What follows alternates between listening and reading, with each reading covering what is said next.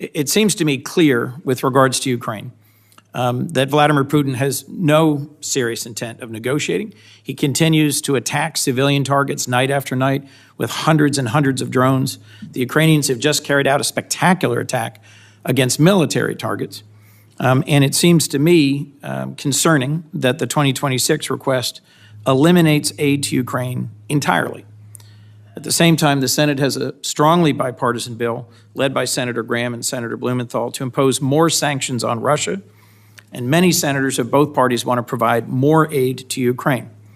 Would you agree, Mr. Secretary, that the United States should use every tool it has at its disposal, including additional sanctions, to pressure Russia to come to the table to negotiate a just and lasting peace for the war in Ukraine? Senator, every tool at our disposal? No. We have a lot of tools in a lot of places. Let me be more narrow. Let me be more narrow then. Apply. You said, and I'll take some exception to this, that our European allies cannot freeload off the United States in perpetuity. My impression is that Article 5 of the NATO treaty was only invoked once. It was after 9/11.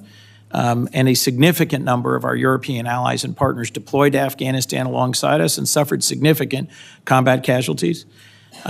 In the first 2 years of the war in Ukraine, a war of Russian aggression, 50 other countries stepped forward, deployed military support, delivered materiel, provided financial and operating support. And at regular meetings of the Defense Contact Group, your predecessor led that process of deploying military assistance. What message do you think it sends that as Ukraine continues to suffer day after day of punishing attacks on civilian centers, we're not using the $3.8 billion in presidential drawdown authority that remains to send additional air defense and interceptors, and you yourself chose to not attend the Ukraine Defense Contact Group? Mr. Secretary, why not use the already appropriated presidential drawdown authority to deliver defense material badly needed by Ukraine? Well, Senator, as you know, the presidential drawdown authorities 71 through 74 still apply, and they are still flowing. There's some in reserve. To your question about my statement, and I served with a lot of NATO allies in Afghanistan as well. Incredibly capable Canadians, Brits, and Australians and others. And grateful for them. And I've gotten to know a lot of them in this process going to Brussels. Amazing people, amazing countries. Thus, I was struck, Mr. Secretary. But we also wore a patch on our shoulder that said ISAF, International Security Assistance Force. And you know what the joke was? That it stood for I Saw Americans Fighting.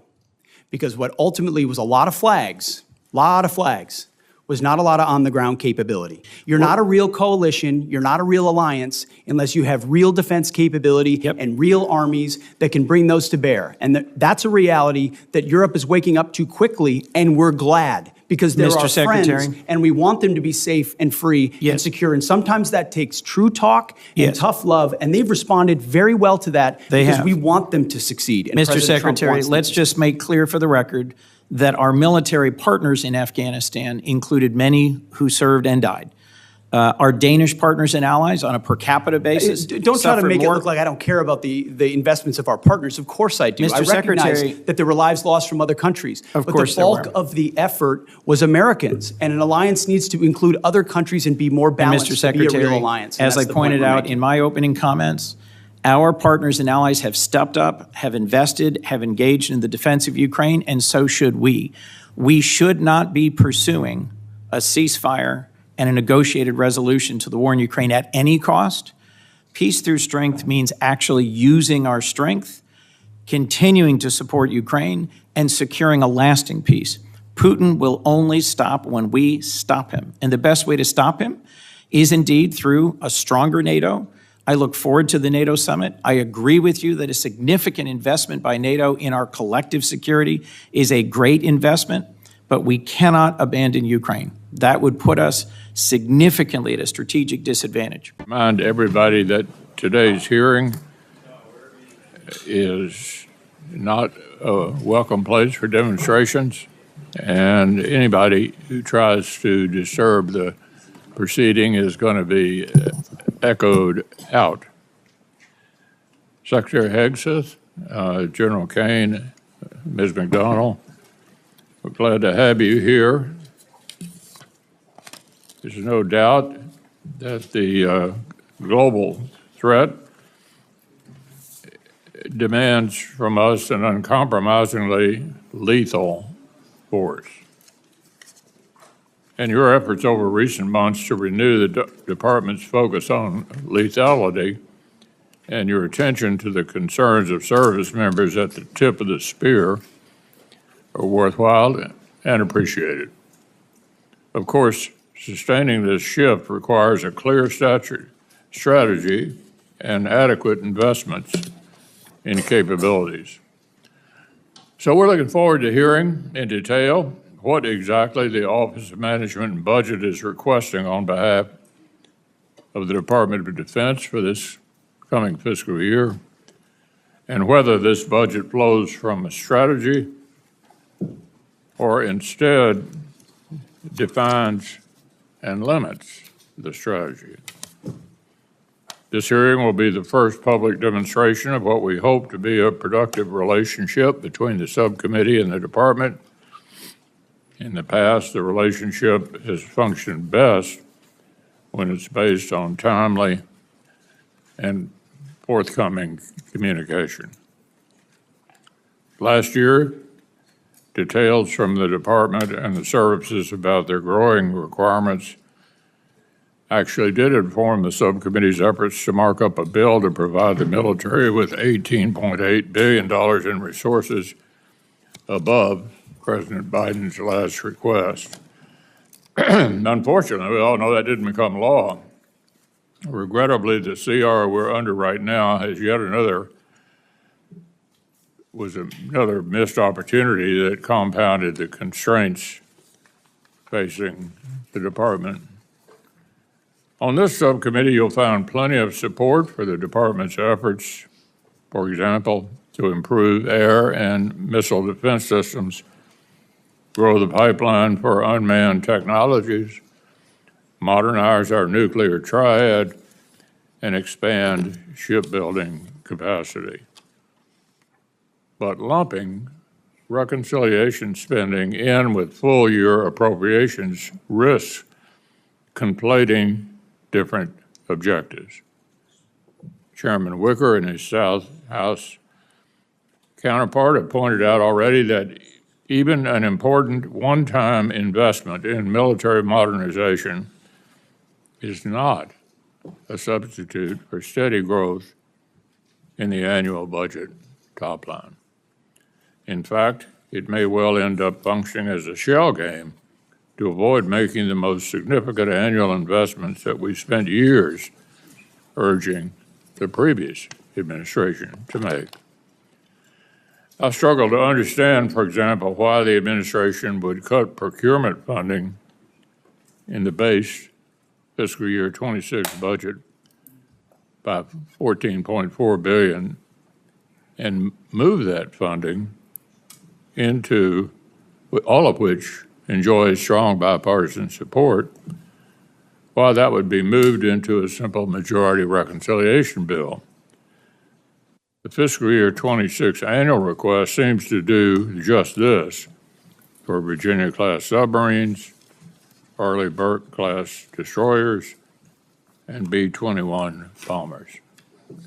Like with critical munitions, we should send the services and industry a sustained demand signal by incorporating them into annual appropriations.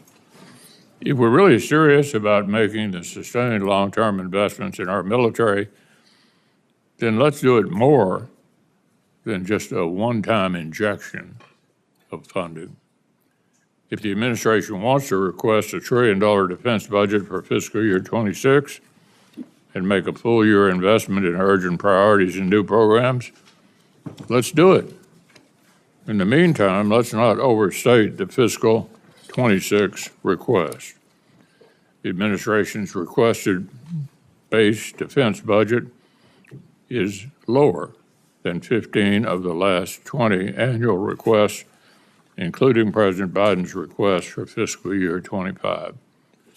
In fact, fiscal year 26 extends your predecessor's streak to 5 straight base reduction requests that would fail to keep pace with inflation let alone with the threat of China.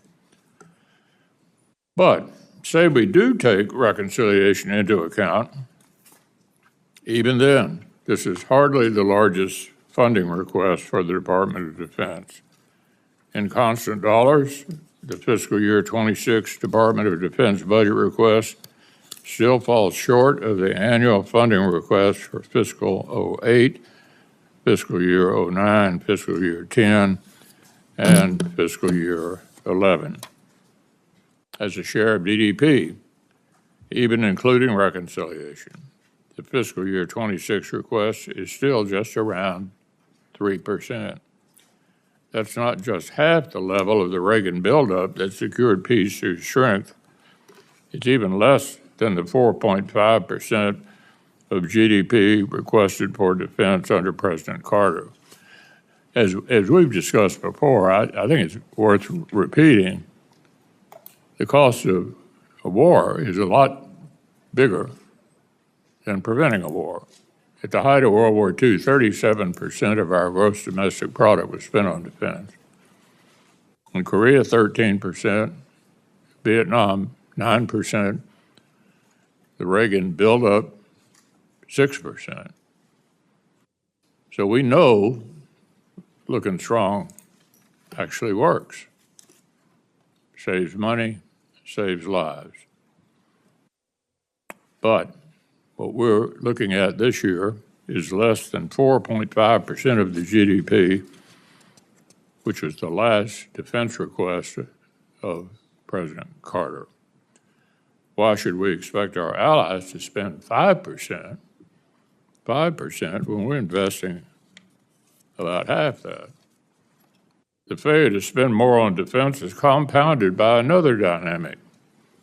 Every year, a greater share of the defense budget goes to cover costs other than modernizing and procuring new weapons and equipment for our fighting forces.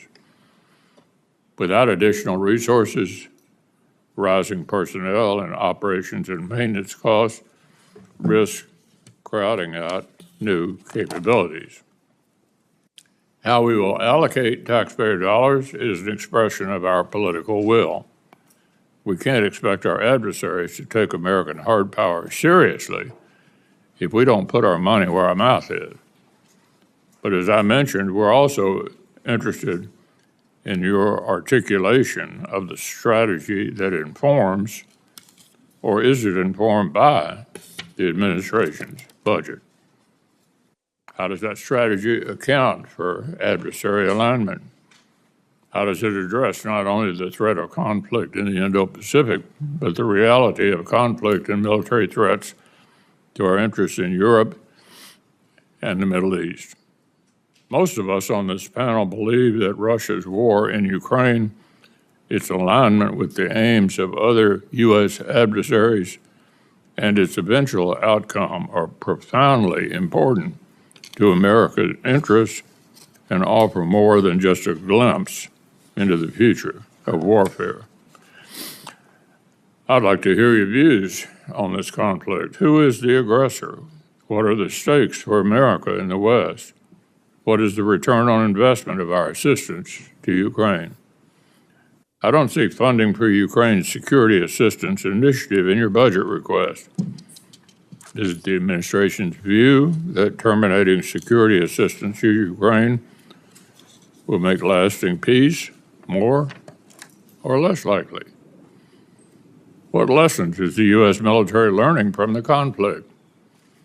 How will the Department of or industry continue to learn if we cut off our partnership with the world's leading battlefield innovators? Why would Asian partners trust us if we abandon partners in Europe? What lessons are China, Iran, and North Korea learning? And how much more will they benefit if Russia prevails? I'd like to hear your views on the impact of war in Europe on other theaters.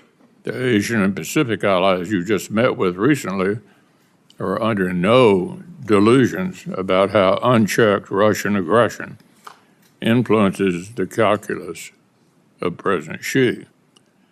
They understand that strategic alignment among adversaries is actually global. They're all communicating with each other. America must recognize in turn that the risk of simultaneous conflict on multiple fronts is real and growing. Your Undersecretary for Policy acknowledged this reality in his confirmation hearing this spring. But the capabilities America needs to prevail in such a conflict do not seem to be reflected in the requests we've received from OMB.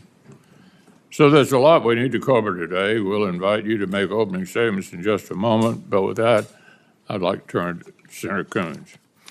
Thank you, Mr. Chairman. Thank you as well, Secretary Hegseth, Chairman Caine, Ms. McDonnell, for joining us here today. We are confronting a world more dangerous today than at any time since the Cold War, and our nation needs and deserves a strong and coordinated response to deter the threats we face, to protect our freedoms, and keep our citizens safe. The last several administrations correctly prioritized China. The People's Republic of China is the pacing threat to our nation's security. More recently, as the chairman just said, and as I strongly agree, China, Russia, Iran, and North Korea are increasingly aligned in ways that are making each of them more threatening to our national security. This is happening right now in Ukraine. Russia's aggression is buttressed by Iranian drones, North Korean soldiers, and Chinese components, technology, and funding. Ukraine's, though, not just a preview of geopolitics, it's also the future of warfare. And the pervasive electronic warfare and drone swarms we see on the front lines are lessons from which we must learn. We need to address the urgency of this moment, to unify our efforts, focus our precious time and money on what's important. Chairman McConnell and I are ready to do that with anyone interested in engaging in good faith, which is why it pains me to point out the obvious at this budget hearing, that in the face of these threats, the Department of Defense is more internally divided and beset by challenges of its own making than at any point in my memory. Let's start with the budget. Our Department of Defense and our troops are currently operating under a full-year continuing resolution for the very first time. The continuing resolution provides tens of billions of dollars less in purchasing power than under the previous administration. This does not deliver on peace through strength. No one on this subcommittee wanted this outcome. Mr. Secretary, we appealed to your office to timely and publicly oppose a CR as all previous secretaries had done. But you were silent. You never responded. That CR's cuts are forcing DOD to halt training and shrink exercises, and it fundamentally undermines readiness. DOD has made the CR worse by paying for DHS border activities with DOD funds meant for military quality of life. Money to repair buildings, to relocate military families, to keep the Navy's fleet operationally ready. Shrinking budgets will not speed up our acquisition system, complete kill chains, or deepen our magazines. We are falling behind, thanks to some poor choices. It should go without saying that the People's Republic of China does not operate under a continuing resolution. The fiscal year 2026 request is no better. If you go to DOD's fiscal year 2026 page right now, this is what you'll see. This is what is currently publicly available. And the budget request was not much better. We were given this on Monday. More than a month after OMB's press release, we are still waiting for real budget details. This is officially the latest budget submission of the modern era. For anyone not versed in how this should go, at this stage, we would have received at least this, if not reams more. This committee, to do its job, wants to work with you on the details of exactly which programs and exactly which deployments and exactly which end strength you are requesting, so that in a timely way, we can complete our work and avoid another disastrous continuing resolution. But the department has been AWOL in the 26 debate as it was in the 25 debate. Bills are already being written, and the department's inability to explain its budget is slowly making it less relevant to what it receives in fiscal year 26 in our appropriations process. What's clear is the base request is exactly the same funding level as the FY25 CR that's created problems. Mr. Secretary, you're requesting an increase instead through budget reconciliation. a partisan gamble that I believe shows poor judgment about how to handle our nation's security. DoD's ability to take care of our warfighters should not be contingent on whether Congress can pass a bill that also explodes the national debt, gives billionaires tax cuts, cuts access to health care, in short, is controversial and uncertain.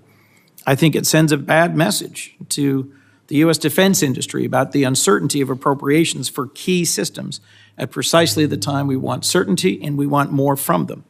Who wins in all this? Not the American people, our adversaries. Mr. Secretary, I'm also concerned that far more of your time so far has been spent inside the building on culture wars rather than outside the building deterring real ones. This administration began by firing a long list of qualified uniformed leaders without cause. The chairman of the Joint Chiefs, the chief of naval operations, the vice chief of the Air Force, the head of the National Security Agency, the U.S. military representative to NATO, the director of the Defense Health Agency, the head of the Coast Guard, and all of the service judge advocates general. Continues to push out tens of thousands of civilians who should instead be repairing our ships, testing equipment, providing health care. It's rooting out fully qualified, combat-proven service members solely because they are transgender to satisfy a petty animus. And it's censoring service academy libraries so that no future leader of our military can read Maya Angelou or Janet Jacobs' book on the Holocaust. Even Jackie Robinson's World War II service photo is not safe from culture warriors. In January of this year, any patriotic American who met the qualifications could serve our nation, and the Marines at 29 Palms were training for the Indo-Pacific, not the streets of Los Angeles. We worried then about our enemies rather than each other, and we should return to that model. We also, frankly, need to get back to partnering with and supporting our allies. This administration has publicly and repeatedly threatened to seize the territory of NATO allies and retake the Panama Canal. The president paused aid to Ukraine, both intelligence partnership and military support, in the middle of their just war against one of our primary global enemies. And at times, rather than help and partner with our allies, we've levied massive tariffs against our partners. The department's fiscal year 26 request compounds these mistakes by explicitly eliminating assistance to Ukraine and slashing security cooperation with allies around the world, sending exactly the wrong signal. Our global network of strong allies is our asymmetric advantage. The administration's budget request may try to abandon our allies, but this Congress should not. I'll also cite a predecessor in your role, Secretary Mattis, who testified to Congress that we need to complement strong investments in defense with comparable investments in diplomacy and development. In fact, I think he once said famously, if we don't spend adequately on diplomacy and development, I will need more bullets because we will be in more wars. Yet DOGE has shredded our development work, shredding trust as well with partners and allies. Last, I'm troubled by the chaos and poor judgment that have been on full display from the Pentagon front office. Mr. Secretary, you should not have shared operational details of U.S. military strikes on signal with other executive branch officials or personal acquaintances. Mishandling important and sensitive military information in the middle of an operation by a secretary is unthinkable. You've also fired several top aides, and you've been unable to hire a new chief of staff for months. Mr. Secretary, this cannot continue. Your responsibilities to our troops and our nation are far too important. We cannot win the fight for the future without allies, nor deter China and Russia without a functional Department of Defense. And we on this committee simply cannot do our job without an adequate budget submission. I welcome partnership on these important priorities, and I look forward to discussing why we haven't been able to achieve that so far and where to go from here. Thank you, Mr. Chairman. Mr. Secretary General, go right ahead. We're anxious to hear from you.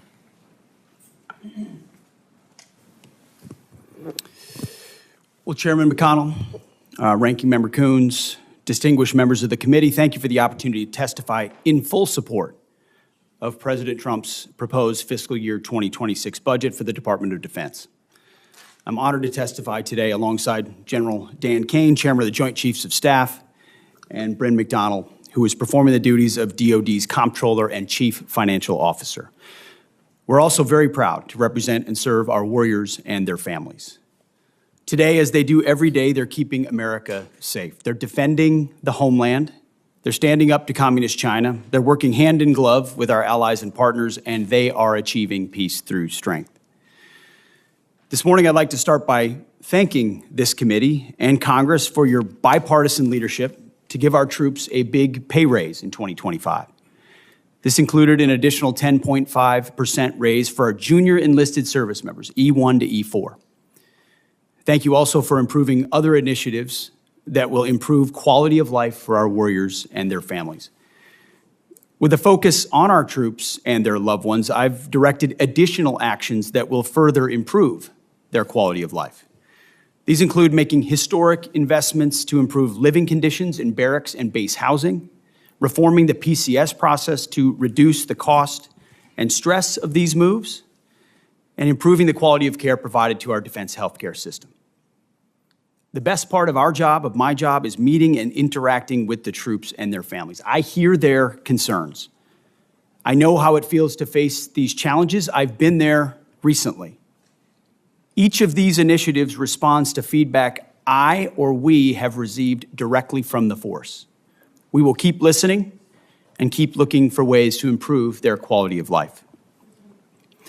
Under President Trump's leadership, this budget puts America first and gives our warriors what they need. The $961.6 billion budget request, which is over $1 trillion for national security total, will end 4 years of chronic underinvestment in our military by the Biden administration. Now, as is custom with first-year administration budget releases, additional time was necessary to implement presidential initiatives. So in the last 4 months, we have moved very quickly to reverse course after 4 years of weakness and mismanagement. We found nearly $30 billion in savings across the department. We killed wasteful programs, targeted bureaucratic excess, and redirected funding from Biden-era priorities to President Trump's priorities. Working with the Department of Homeland Security, we increased border security, to say the least. We reduced China's malign influence in our hemisphere. We defended freedom of navigation in the Red Sea. However, because of so much deferred maintenance, we still have a lot of work in front of us to achieve peace through strength. So to carry out the president's mission, we've set 3 priorities for the department: restore the warrior ethos, rebuild our military, and reestablish deterrence. First, we're restoring the warrior ethos. President Trump charged me to focus relentlessly on warfighting, lethality, meritocracy, standards, and readiness, and that's exactly what we're doing. We're refocusing on what's important, our warriors. We're sweeping away distractions and bloated bureaucracy. We set standards that are high, equal, and unwavering. DEI is dead. We replaced it with a colorblind, gender-neutral, merit-based approach. And our force is responding incredibly positively to these changes. Because of President Trump, recruiting and retention is higher than it's been in decades. This budget provides a historic level of funding for military readiness, putting our warfighters and their needs first. And young Americans are responding and signing up in droves. Second, we are rebuilding our military. 25 years ago, our military was unchallenged, yet we squandered that advantage as China carried out an unprecedented military buildup. President Trump is correcting those mistakes. We're reviving our defense industrial base, reforming our acquisitions process, and rapidly fielding emerging technologies and new weapons so that our warfighters can meet the challenges of an evolving threat field. This budget invests $25 billion in Golden Dome for America, a down payment on President Trump's priority to defend our homeland. It also commits more than $62 billion in total to modernize and sustain our nuclear forces as we face rising nuclear dangers. The budget allocates $3.5 billion for the F-47, the world's first 6th-generation air superiority fighter. The budget will also revitalize our shipbuilding industrial base with $6 billion in funding in FY26 and $47 billion total in shipbuilding. The budget also significantly increases funds to buy next-generation technology, including autonomous systems, long-range drones, long-range fires, and hypersonics. We will put these capabilities in the hands of our warfighters. These steps will keep us the strongest and most lethal force in the world. Third, we're reestablishing deterrence. When an opponent sees our well-equipped and tough-as-nails warriors, they will decide that today is not the day to test American resolve. Credible deterrence starts at home. It starts with securing our borders. We will achieve 100% operational control of our border, and so far border crossings are down 99.9% from the open border policies of the previous administration. The Indo-Pacific is our priority theater, and China is our pacing threat. That's why I've traveled to the Indo-Pacific twice already to visit our forces and meet with our allies and partners. As we shift our focus toward the Indo-Pacific, President Trump looks to our allies and partners to be force multipliers alongside the United States. We are making progress in that endeavor on multiple theaters. We applaud those allies and partners who are stepping up, but also need more done more quickly, to include with our partners in Europe. As the President has rightly pointed out, it is only fair that our allies and partners do their part. We can't want their security more than they do. The Defense Department is executing a common sense agenda to achieve peace through strength. The threats we face are serious. Our investments to counter them must also be. That's what this budget does. It matches capabilities to threats. We long for peace, so we must prepare for war. We are overcoming decades of neglect and decline. We must fortify our position as the world's most lethal fighting force, and that means acting fast. This committee is a critical partner in everything we do. Your leadership and oversight is essential. We look forward to accomplishing these goals to achieve peace through strength, support our warriors, protect our citizens, and do right by our taxpayers together. May God grant us the wisdom to see what is right and the courage to do it. Thank you. Chair McConnell, Ranking Member Coons, Chair Collins, other ranking members of the committee, senators, thank you for having me today. I'm honored to join Secretary Hegseth and Ms. Bryn McDonald to appear before you today to testify on the President's fiscal year 2026 budget. Today's hearing reflects our shared commitment to maximize efficiency and accountability of our taxpayers' dollars, ensuring every expenditure increases the lethality and survivability of our joint force, and providing our warfighters with the advanced capabilities and cutting-edge technologies at scale required to dominate our adversaries. I've got deep gratitude for the leaders in this room and your commitment to helping deliver the capability and capacity required of our 2.8 million service members, civilians, and their families to deliver peace through strength. It's my responsibility as chairman to understand, advise, and integrate our joint force capabilities to confront the risks that we face worldwide. This demands a comprehensive understanding across every domain: land, sea, air, space, and cyber, across all the military services, every region of the globe, and all time horizons. It also requires making hard, informed decisions about where to recommend we prioritize our finite capital that you give us in order to determine and return the ROI on that capital. The President's budget enables the joint force to defend our great nation from adversaries, Mr. Chairman, as you said, seeking to do us harm. We're relentless in our pursuit of innovation and technology that allows us to hopefully deter war at every opportunity while ensuring that we're positioned to win should we be called upon to do so. This budget empowers the joint force to get after the Secretary's three pillars, as he mentioned: restoring the warrior ethos, rebuilding our military, and reestablishing deterrence. We intend to deliver that through ensuring that the joint force is properly armed, globally integrated, and ready to go. As I mentioned, the President's budget invests in our warfighters. To win on the battlefields of the future, our forces must be properly armed now, at scale, with the right mix of capabilities: lethal, modern, reliable, and survivable. Victory requires people and platforms that will allow us to overmatch the enemy, systems that will work under the most harshest conditions, and technologies that will give our warfighters a lethal edge. The budget gives us the necessary tools to reinvigorate our national and defense industrial base. And our nation is full of incredible talent, and we need every bit of it to support the warfighters' demands. This budget also helps the joint force to become more globally integrated. We are relationship entrepreneurs in the joint force, not only working together with our military, but our allies and partners, the interagency, and industry to deliver the capabilities that we've got to have.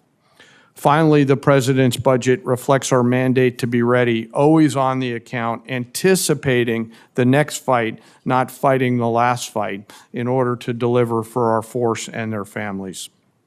And our force and our families are most important part.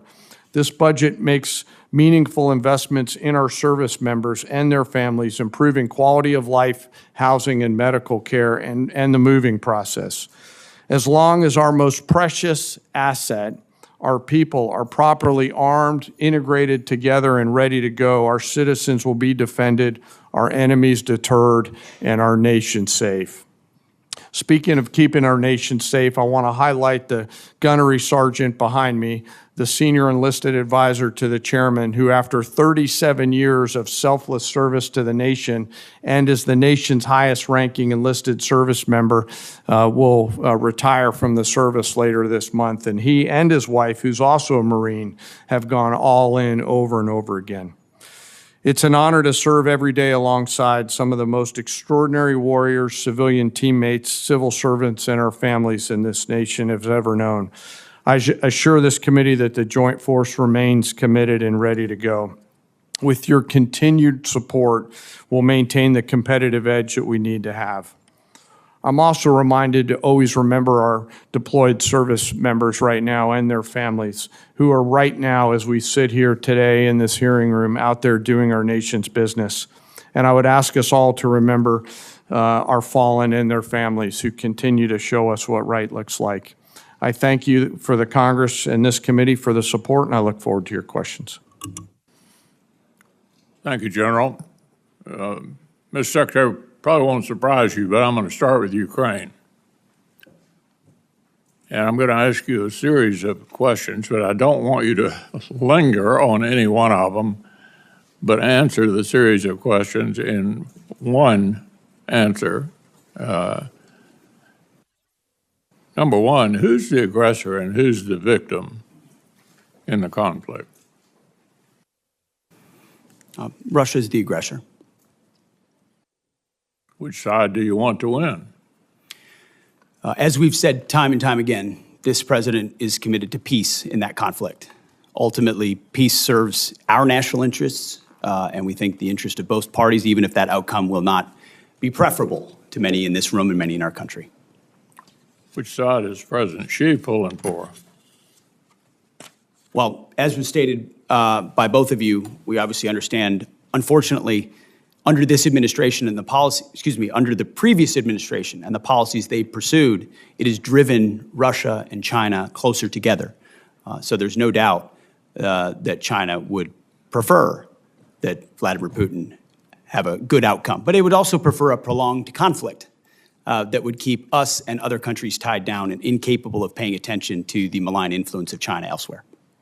One thing I'm sure we agree on is we don't want a headline at the end of this conflict that says Russia wins and America loses.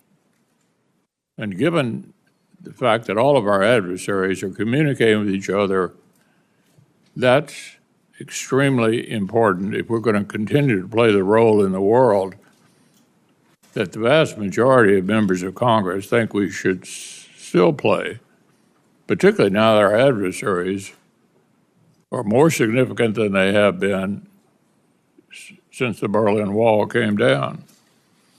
With regard to the money we're spending, What's the return on the investment of our security assistance to Ukraine? Senator, I would just say, given the approach of President Trump, that's not the headline, regardless. The previous administration, under the Obama administration, Crimea was invaded, and we gave them blankets. Under President Trump, during his first term, he gave the Ukrainians javelins, and the Russians did not invade. Under Biden, the Russians did invade, and aid was slow-walked, incompletely, and as a result, it became a gridlock. Thankfully, the javelins that President Trump provided actually stalled the Russian advance. Now we are at a place where Vladimir Putin knows that President Trump is strong. He knows his word means something, and as a result, a negotiated peace in Ukraine makes America look strong, makes us look like we understand the state of the world and where we want to be focused, even if we understand that Russia's the aggressor, and we applaud the efforts of the Ukrainians.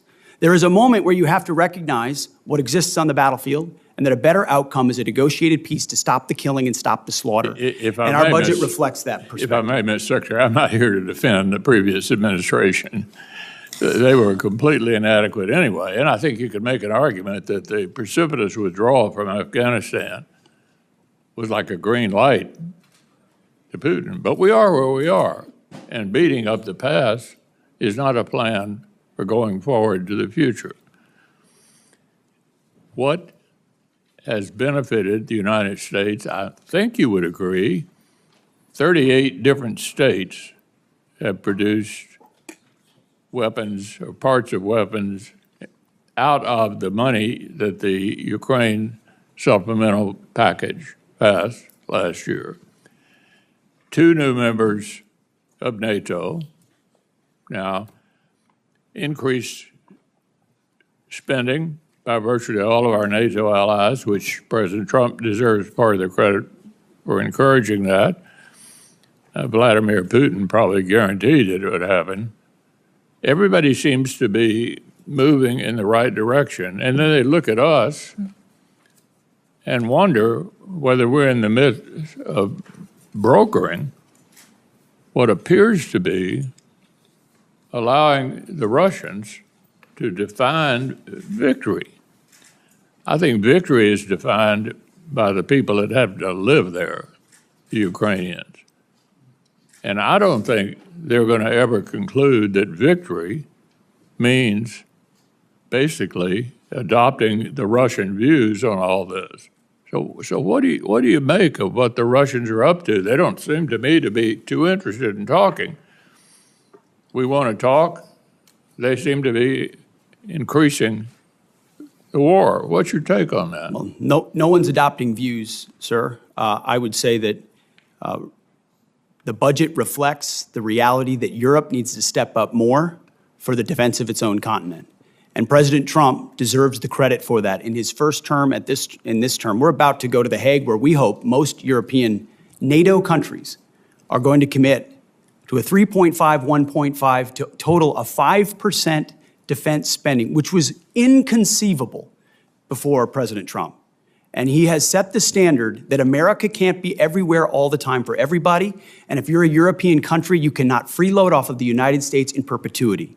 You are our allies and our friends, and we will stand with you, but you need to stand up in times of peace and in times of war. And this budget reflects that it's long overdue Europe does more, and that we be strategic about the outcome there, even if it's not preferable for all parties, so that our focus can turn, as was mentioned by everybody thus far, to the Indo-Pacific and our pacing threat, while Europe ensures peace on that continent.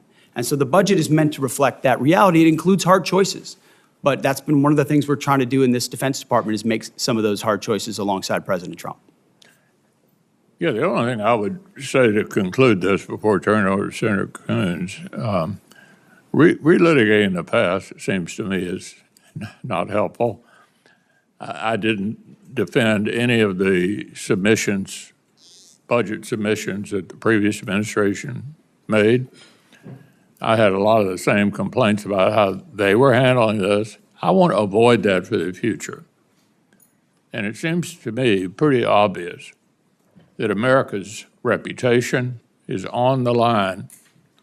Will we defend democratic allies against authoritarian aggressors. That's the international concern that I have about this, and I think a number of my members share that view. Senator Coons. Thank you, Mr. Chairman. Mr. Secretary, just a quick question to clarify something. Is a full year continuing resolution bad for the Department of Defense? Just yes or no? Sir, a full year continuing resolution is never preferable for any department, especially the Department of Defense. Not preferable. And I know, General Caine, I don't need to ask you because your written testimony specifically says routinely operating under continuing resolutions lowers buying power, results in less deployable capital, makes it harder for industry to make long-term investments. And is it your commitment, Mr. Secretary, that you'll work with us to achieve a full year appropriation? You'll submit the budget documents necessary, work with us closely, that we'll be able to do our work so you can do yours.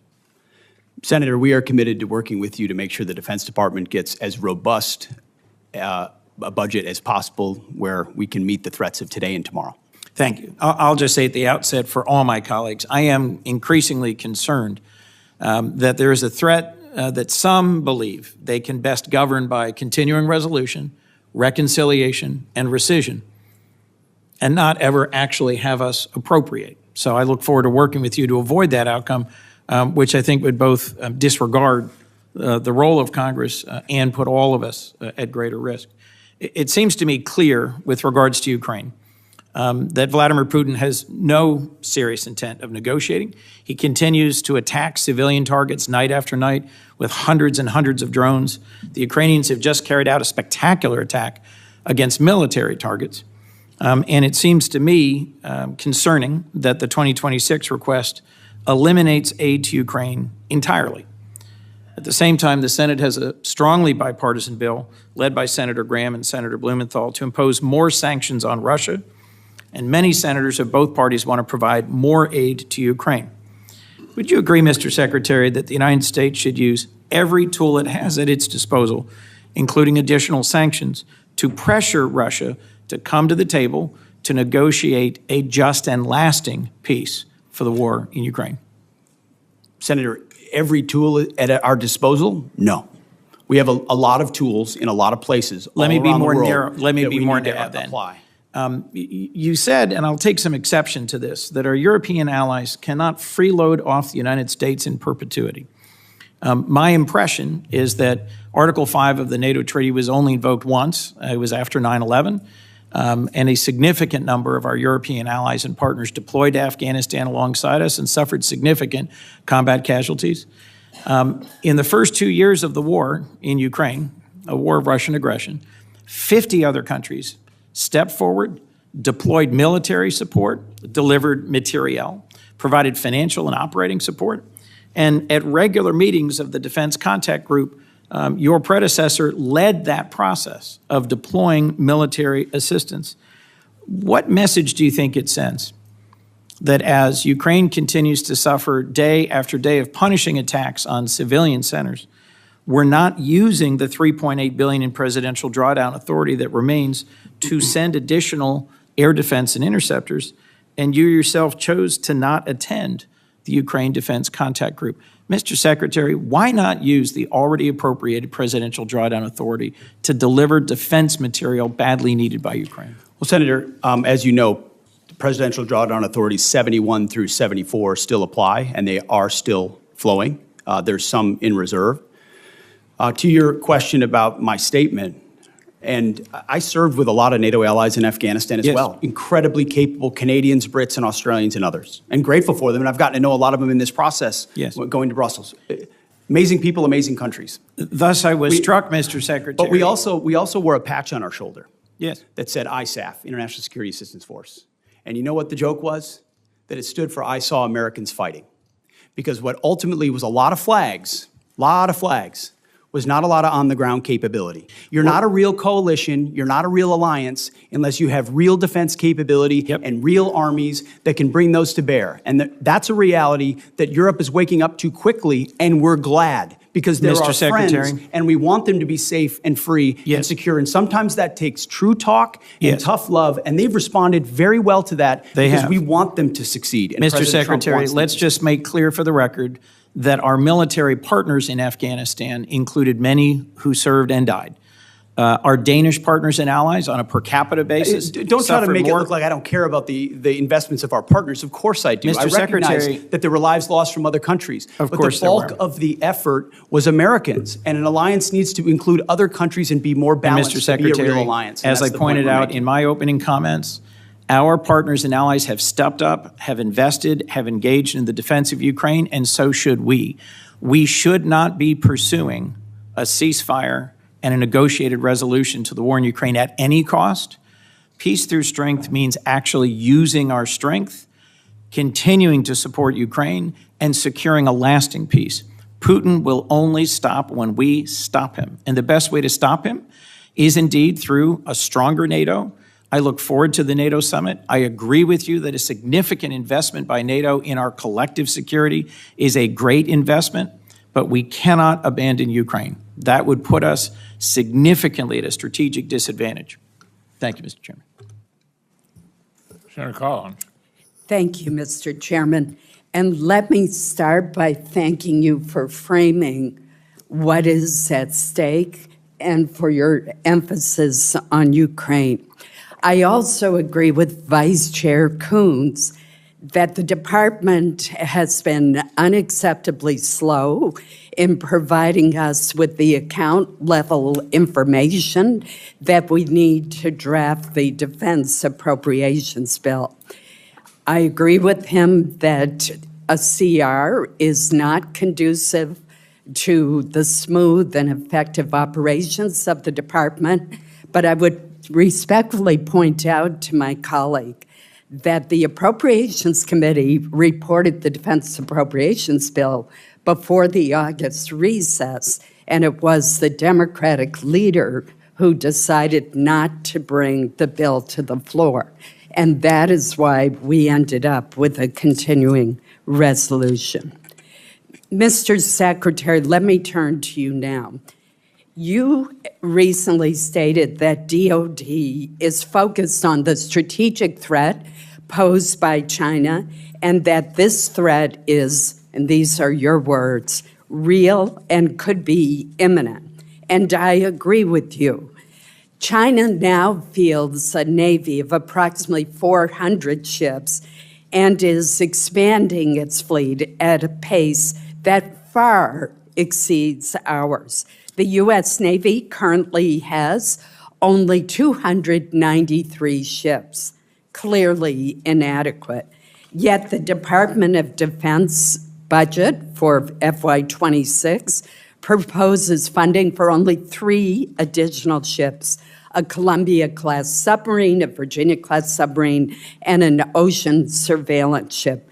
No funding in the base budget is requested for DDG 51s, the Navy's workhorse surface combatant. Instead, the administration unwisely is relying on reconciliation to fund a second Virginia-class submarine and 2 Arleigh-Burke-class destroyers. Reconciliation, Mr. Secretary, was meant to provide one-time supplemental funds to augment the defense budget, not to supplant the investments that should be in the base budget. Could you explain the department's rationale for excluding these critical war-fighting platforms from the annual appropriations request and creating instability for future defense budgets? Well, Senator, I appreciate the question. There are a lot of complexities that go into how budgets are formed. From the view of our department, working on Capitol Hill and with the White House, is that we have 2 bills and 1 budget. So when I look at the threats that we face in the Indo-Pacific, that is precisely as we've worked with the chairman and the joint staff and across OSD and all the COCOMs, that has precisely been the compass by which we have judged the capabilities that we need. So when you look at the totality of the $961 billion or $1 trillion total over national security, that's 19 new ships. It's a historic investment in shipbuilding. It's over $6 billion in the shipbuilding defense industrial base. It's long-range fires, it's hypersonics, it's pre-positioning stocks, it's critical munitions. It's all focused in ways the previous administration talked a lot about, but we are actually making the tough choices to invest in. So I understand the dynamics of base bill versus reconciliation, and I concede that, ma'am. But ultimately, we're looking at it as one investment for FY26, and we think with a 13% increase over last year, that it's a historic investment. Well, I would point out that the budget overall actually provides less buying power than the FY25 enacted budget because it does not adjust for inflation. And I hope that's something that we can work together on to correct. Let me turn to another issue. The Portsmouth Naval Shipyard in Kittery, Maine, overhauls the Navy's submarines, nuclear submarines. Senator Shaheen and I helped to secure an exemption from the hiring freeze for the shipyard, and that is absolutely essential.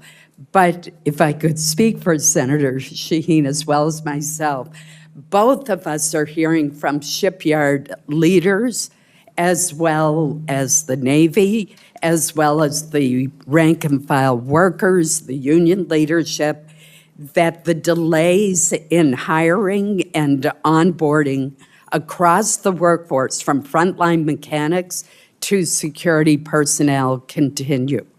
Could you speak to what is causing this delay since the exemption from the hiring freeze was granted months ago?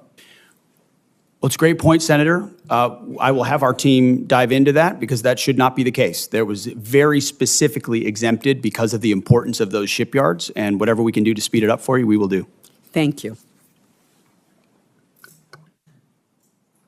Thank you, Senator Collins. Senator Murray and then Senator Graham. Thank you very much, Mr. Chairman. Secretary Hegseth, you oversee one of the largest and most important organizations on planet Earth. More than anything, the Department of Defense needs stable, competent, and strategic leadership. And much as I had feared back in January, it is not what we are seeing under your leadership. In a matter of months, you have lost top aides and reportedly struggled to hire new ones. You have fired highly respected top military officials. You shared highly sensitive attack plans over Signal and apparently with people in your own personal circles, and you've not taken responsibility for those mistakes.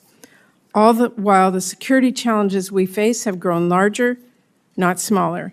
And then in the face of these challenges, you have taken a series of actions that weaken our posture. For example, in my home state of Washington, which is home to many DoD installations critical to our Indo-Pacific strategy, you have pushed out almost 2,000 highly trained civilian employees, including at Puget Sound Naval Shipyard. Mr. Secretary, you talk about returning the department to its mission of warfighting, but I am repeatedly hearing that your policy and personnel changes at the Pentagon are only undermining, not strengthening our military's preparedness to protect our country. You are deploying the American military to police the American people. You're sending the National Guard into California without the governor's request. Sending the Marines not after foreign threats, but after American protesters. And now President Trump is promising heavy force against peaceful protesters at his D.C. military parade. Those sorts of actions and that sort of rhetoric from a president of the United States should stop every one of us cold. Threatening to use our own troops on our own citizens at such scale is unprecedented, it is unconstitutional, and it is downright un-American. We should all be speaking out against this and demanding accountability. Now, Mr. Secretary, I have to say, for people who tout their commitment to transparency and efficiency, I've never seen an administration more bent on hiding basic facts from American people. Your department has been unresponsive to congressional inquiries and oversight requests, all the while you are working to muzzle the free press, denying journalists access to the Pentagon press corps. Now, before I turn to my questions, let me just note, it is now mid-June, and we only, just a few days ago, received some, but not all, important portions of your budget request. It should not have taken this long to get this request, and we do still need to see the justifications in order for this committee to do its work. We're missing those. Not having a full budget at this juncture is really unacceptable. So I am deeply concerned. So let me turn to my questions, and this is important. This administration has put the civilian workforce under attack from day one, encouraging resignations, firing probationary employees, instituting hiring freeze, requiring OPM to approve any new hire one by one, and now, new last week, requiring prospective employees to explain how they would, quote, help support the president's executive orders and policy priorities. We have spoken with military installations across our country.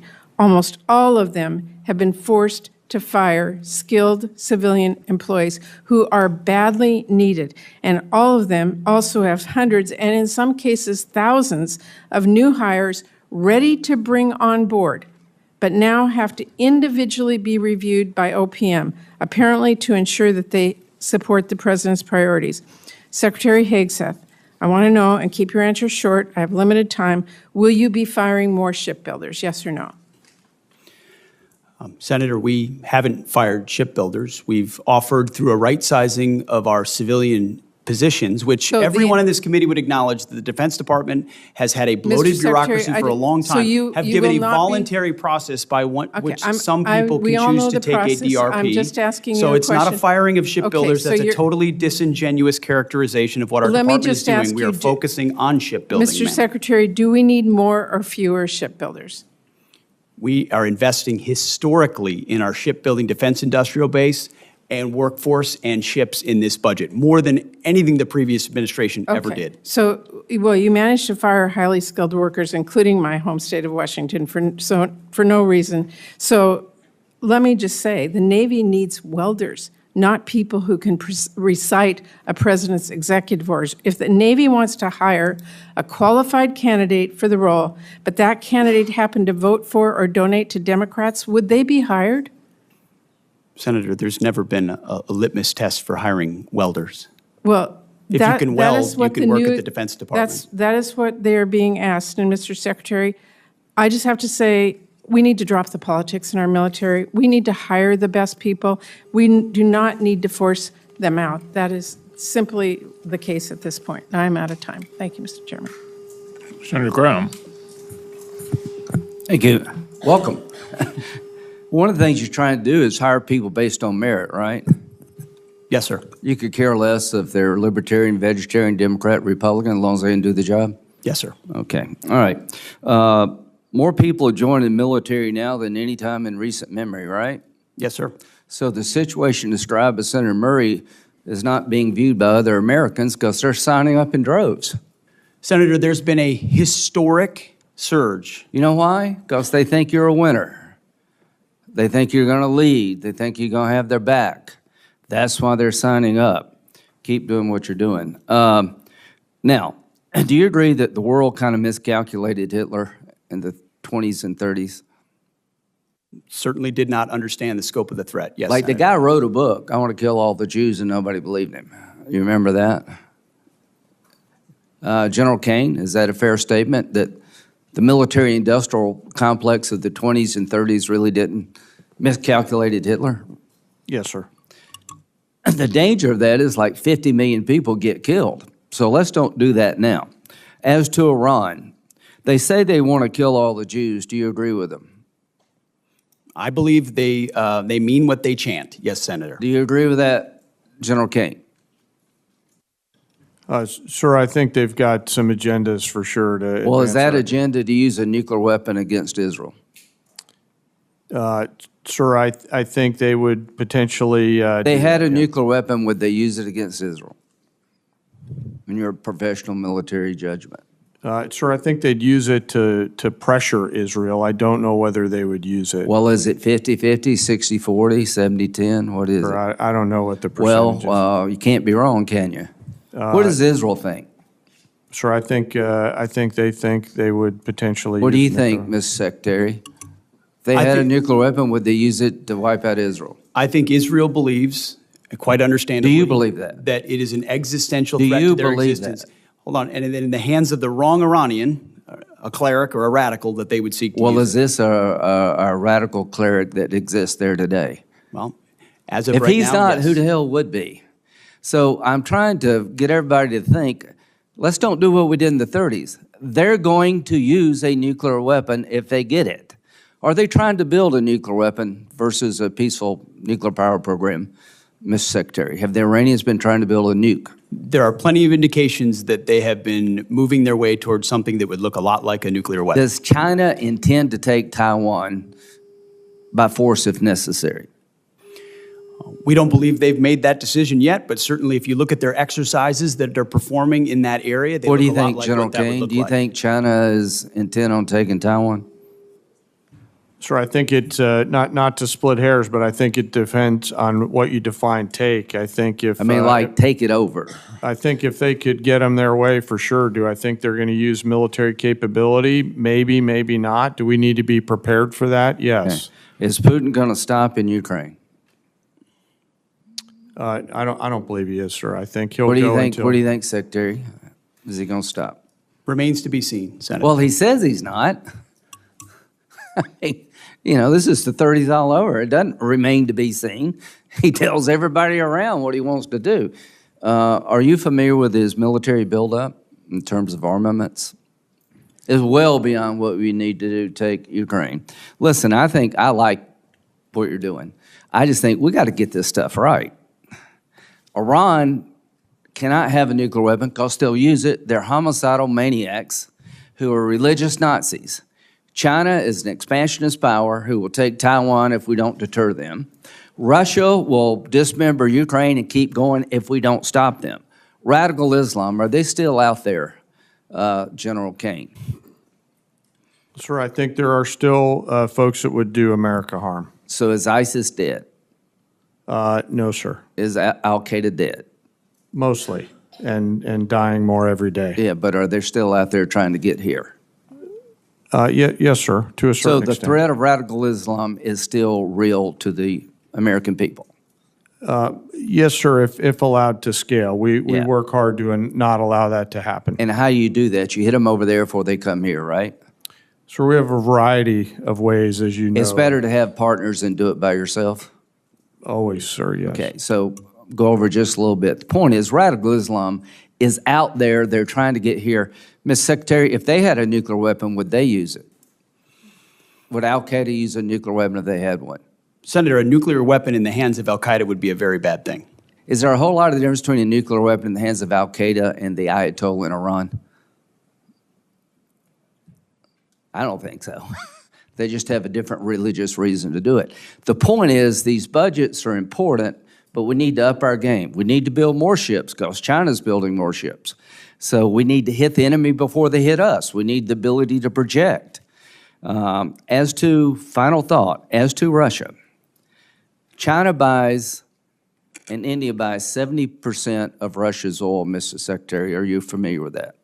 Yes, sir. If they stop buying cheap Russian oil tomorrow, would that grind Putin's war machine to a halt? It's a vulnerability. Yes, sir. We have an ability through legislation to get China and India's attention that if you keep buying cheap Russian oil to empower Putin to kill Ukrainian children, you're going to lose access to our markets. I would urge you and the administration to use that tool to get the attention of China and India. I'll end with this. We're not going to evict every Russian from Ukraine. I'm a practical guy. But we got to end this war so we don't entice China to take Taiwan, and we don't encourage Iran to think we're just all talk and stopping their nuclear ambitions. So you live in very dangerous times. I want to help you. General Caine, you're the right man at the right time. Thank you. Senator Reed, and then Senator Moran. Thank you, Mr. Chairman. Welcome, Mr. Secretary, Mr. Chairman. Mr. Secretary, you have already ordered 4,000 National Guardsmen into Los Angeles, plus 700 active duty Marines.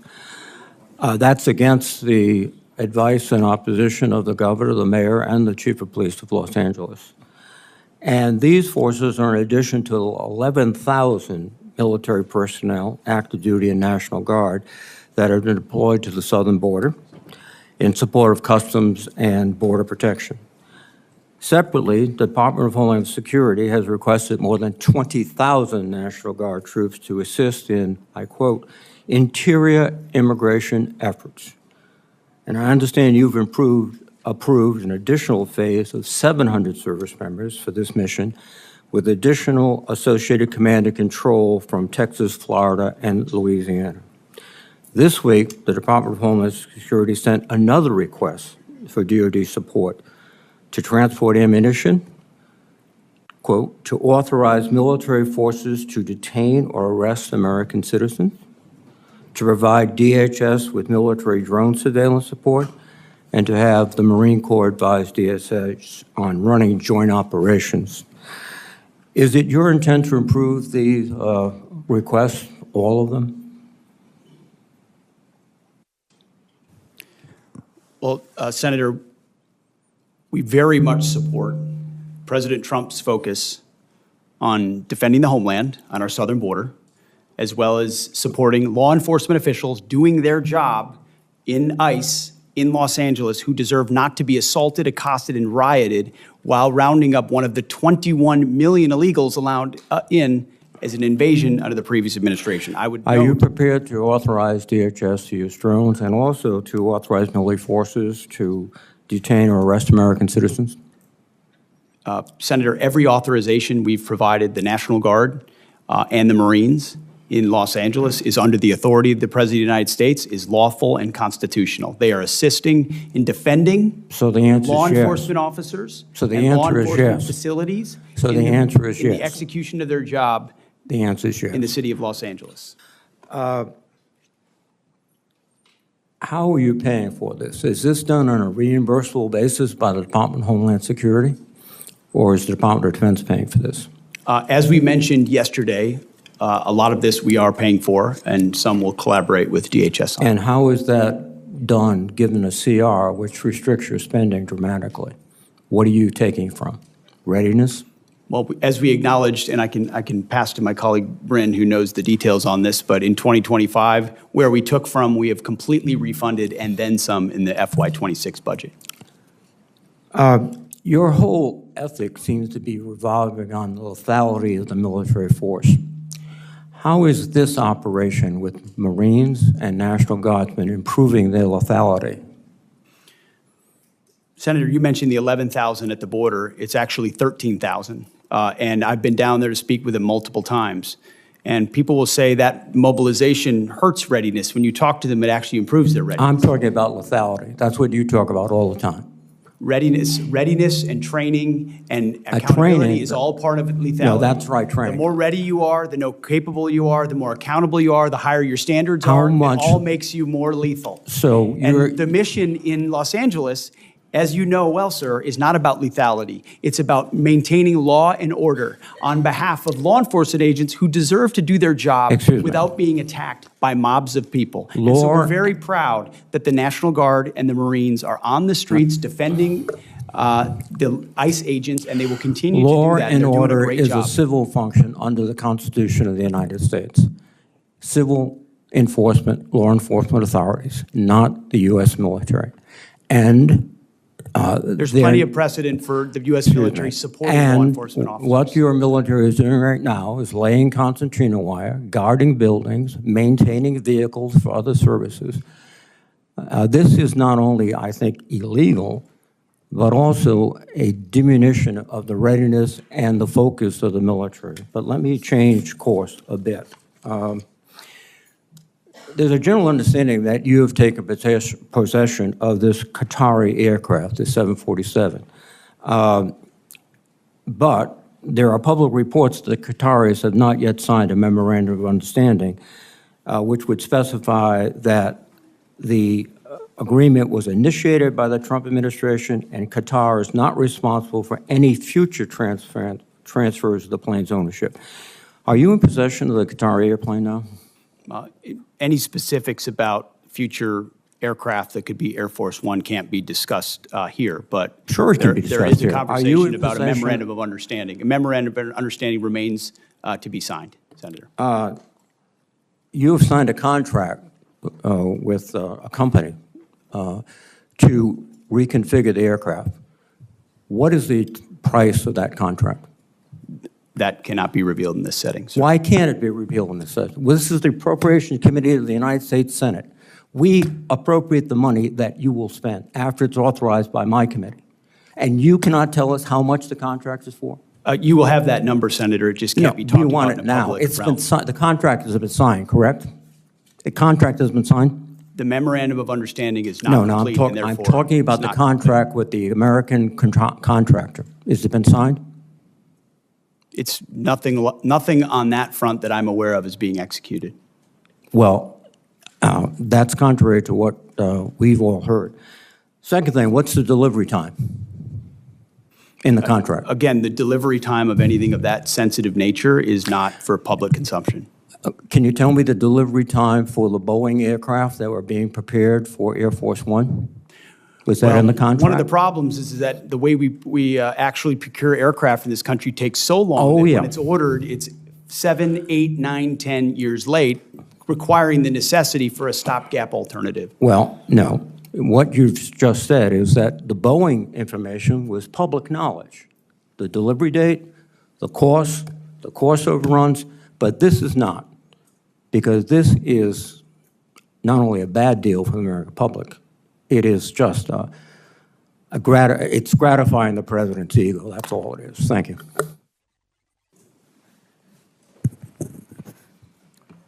Senator Moran, and then Senator Durbin and Senator Hoeven. Chairman McConnell, thank you. Secretary, an issue for me as a Kansan, but an issue for folks who fly out of Ronald Reagan National Airport.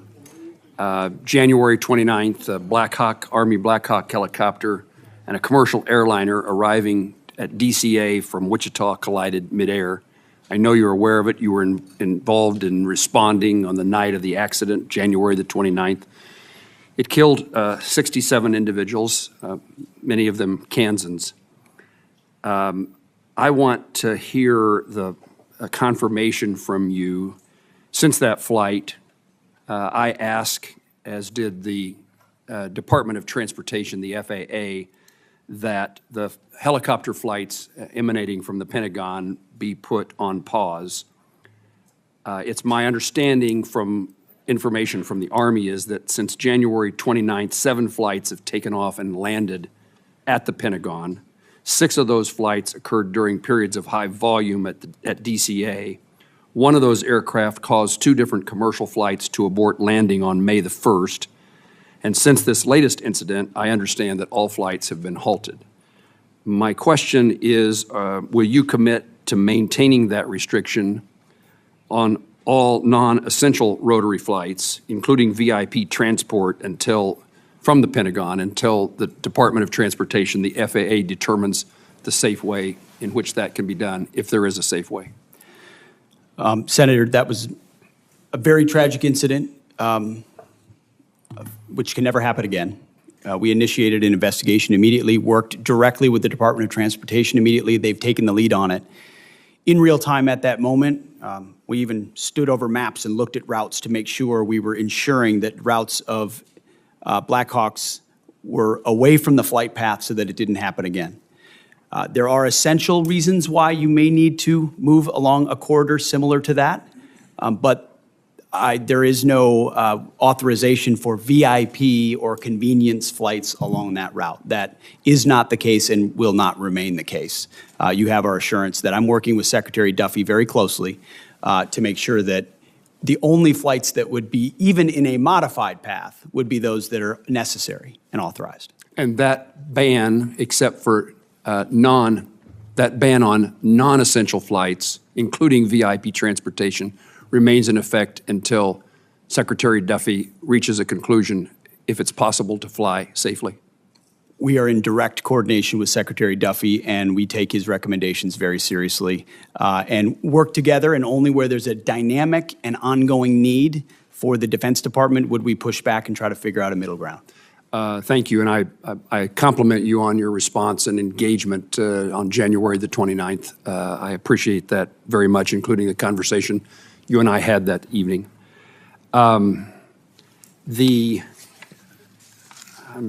There's so many national and international issues I want to talk to you about, but I also want to make certain that some things that no other member of this committee would ask about a circumstance that I've encountered in Kansas, and we've sought the Department of Defense's help, and we're fighting, in my view, we're fighting the bureaucracy. We have an Army Corps of Engineers lake in Kansas. It's next to a city, a community called Council Grove. It's a county seat town of several thousand people. Their community depends upon the tourist traffic and usage of that lake. They had a manager, a ranger at that lake.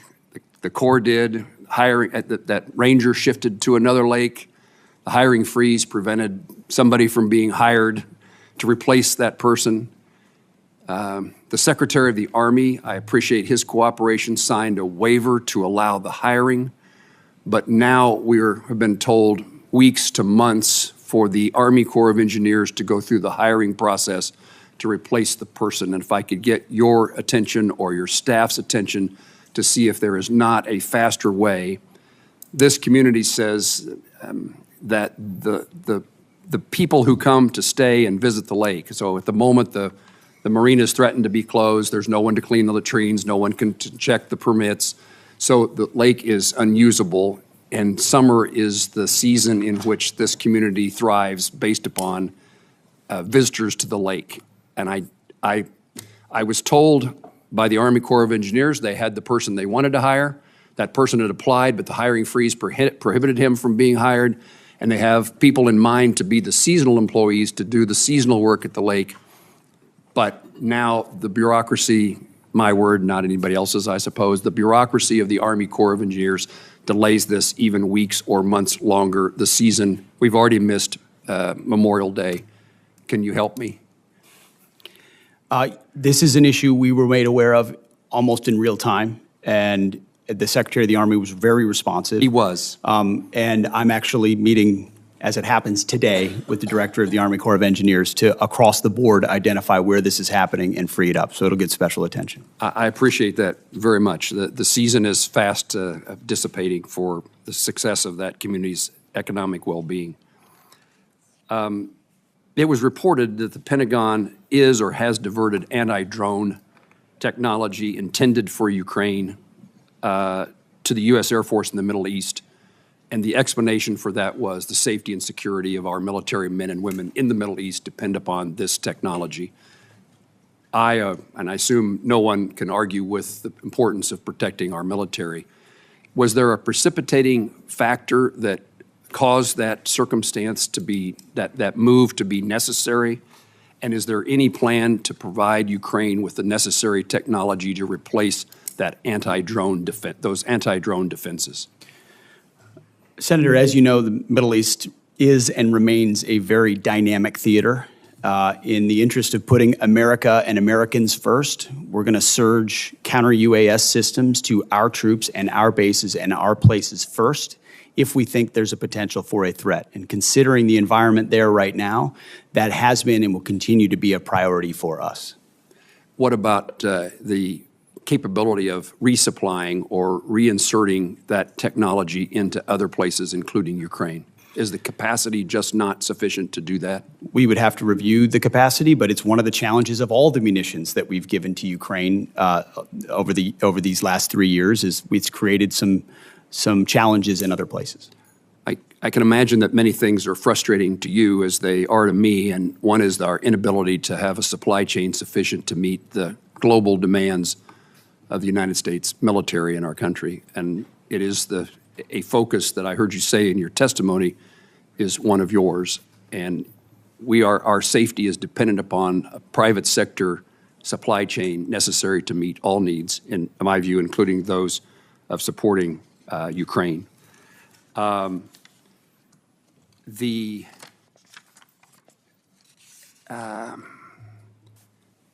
very supportive of the Department's review of our withdrawal from Afghanistan, the United States withdrawal from Afghanistan. I think it was one of the saddest days in my experience as a member of Congress to see the circumstances and the nature of our departure and the loss of life that occurred in that effort. It is important that we do, when we're withdrawing, we do it in a way that protects our interests, and we did not do that in my view. It's also a poor signal to our adversaries that we are feckless, we're incapable of doing things well. It also is a message to our allies that we may not remain strong and keep our commitments to them.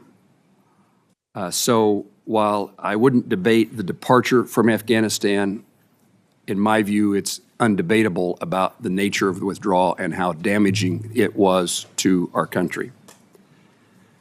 In the midst of all that chaos, we abandoned thousands of Afghans who worked side by side with Kansas soldiers. I hear about it frequently, and I heard more about it back at the time about who we left behind that were allies and friends of those who served.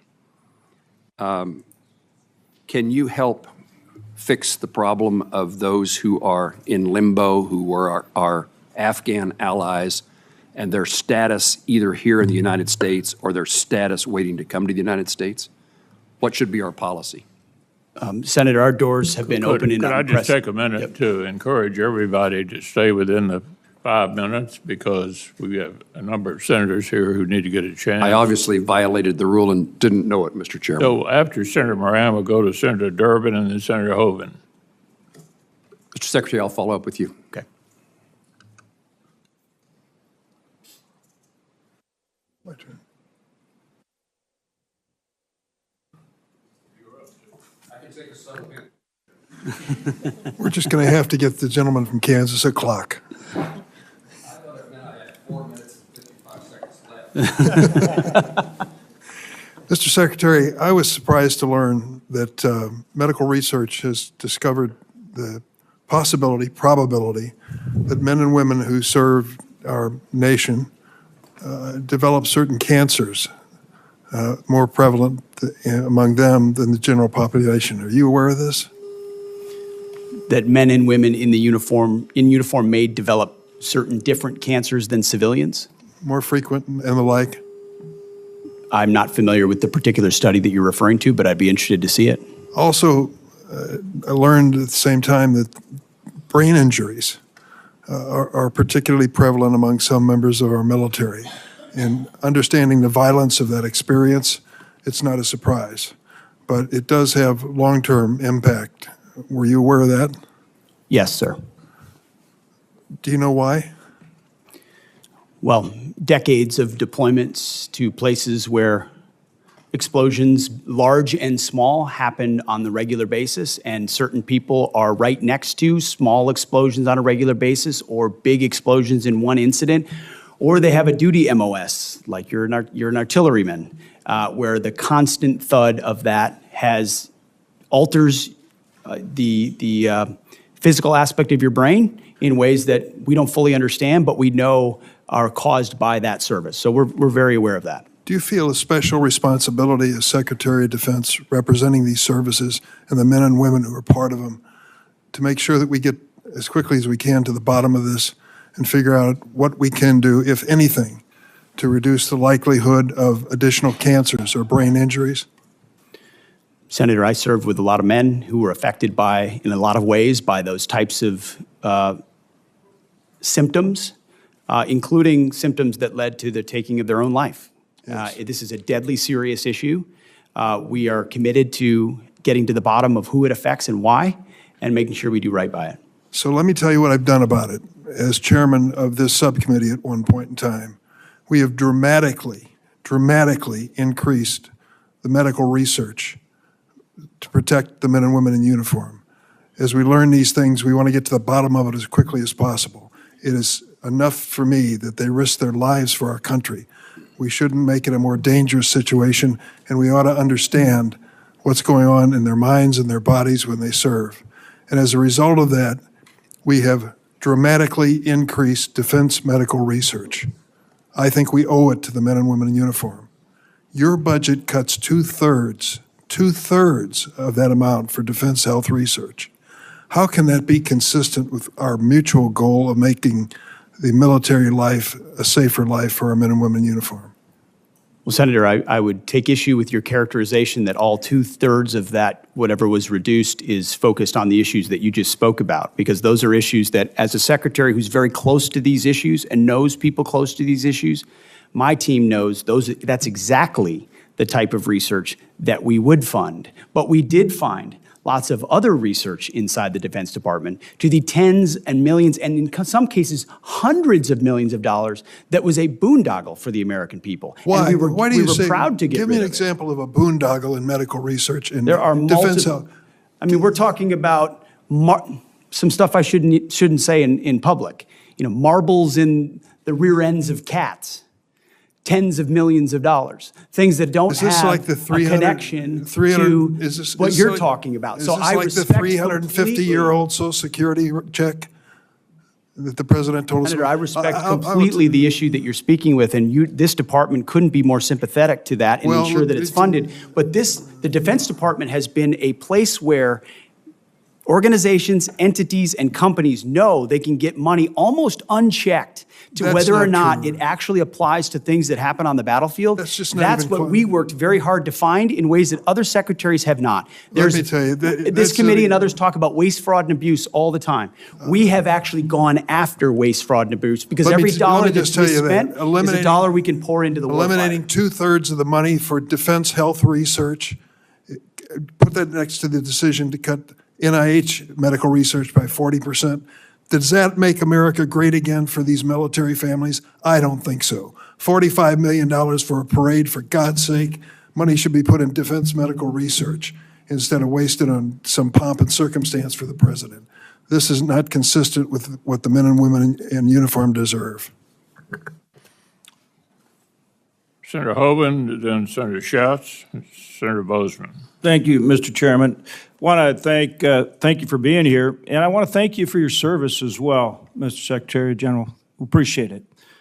I want to talk about our strategic defense, and in two aspects. One's our nuclear forces, and then the Golden Dome concept.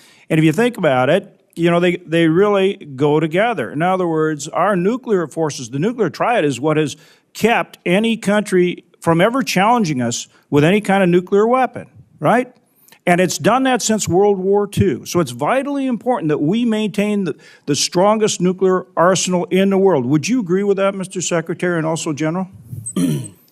Senator, no doubt. Our nuclear triad is the silent foundation of our entire deterrent effect. And that's why this budget fully funds all three legs of the triad and makes sure we're leaning forward and ensuring we have the most capable nuclear deterrent possible. General?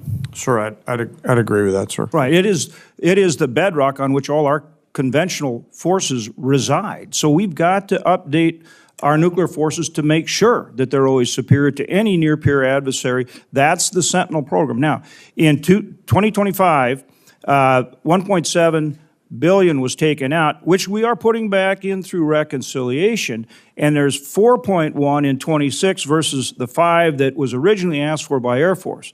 But that's an overlap in terms of it's actually only 2.6 because that 1.5 is being brought back in. I want to know, and I want assurances, I'd like assurances from both of you that effort with Sentinel will be funded so that we stay on schedule with that vital upgrade. Secretary? If you want, we could have Bryn speak specifically to that. That we are funding it fully? Yeah, the key question here is a commitment to keep that on schedule.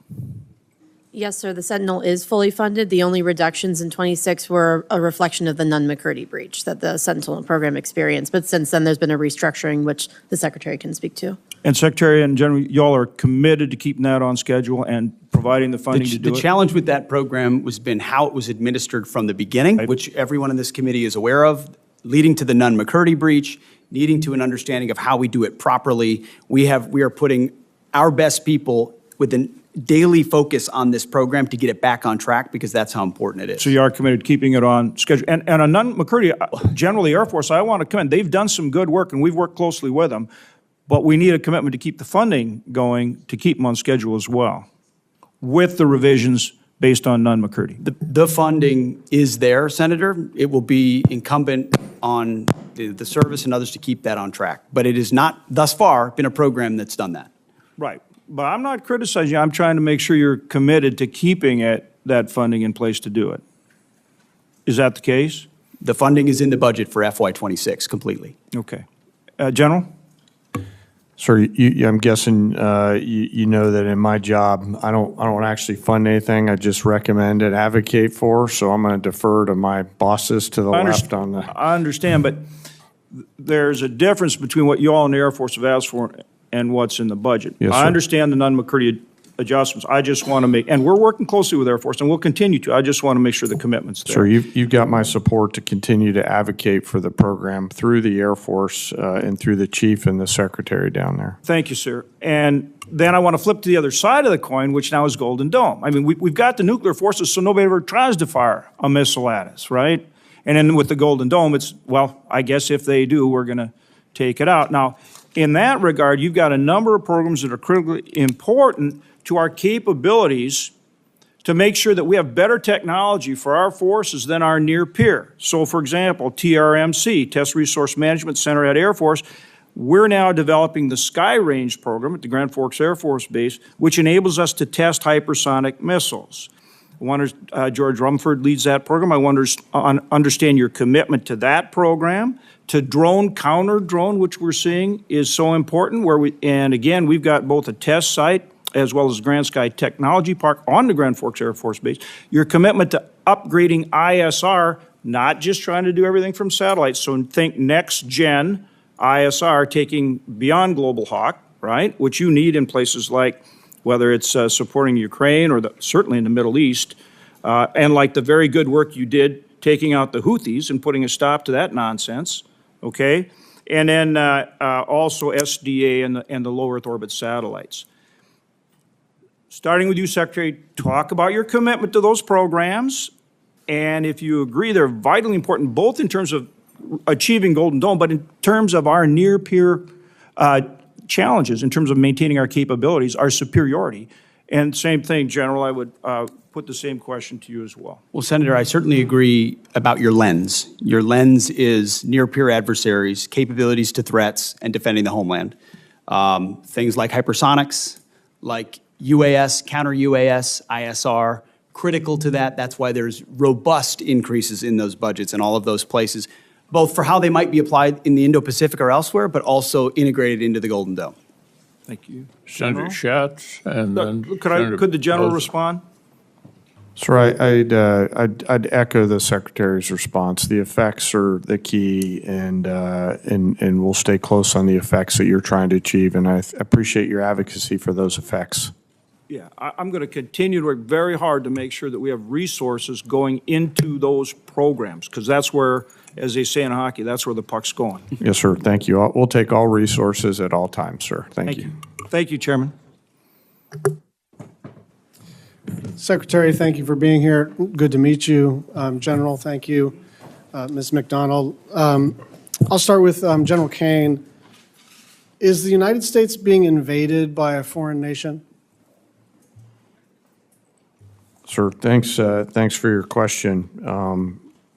I think at this point in time, I don't see any foreign state-sponsored folks invading, but I'll be mindful of the fact that there has been some border issues throughout time, and defer to DHS, who handles the border along the nation's contiguous outline. Is there a rebellion somewhere in the United States?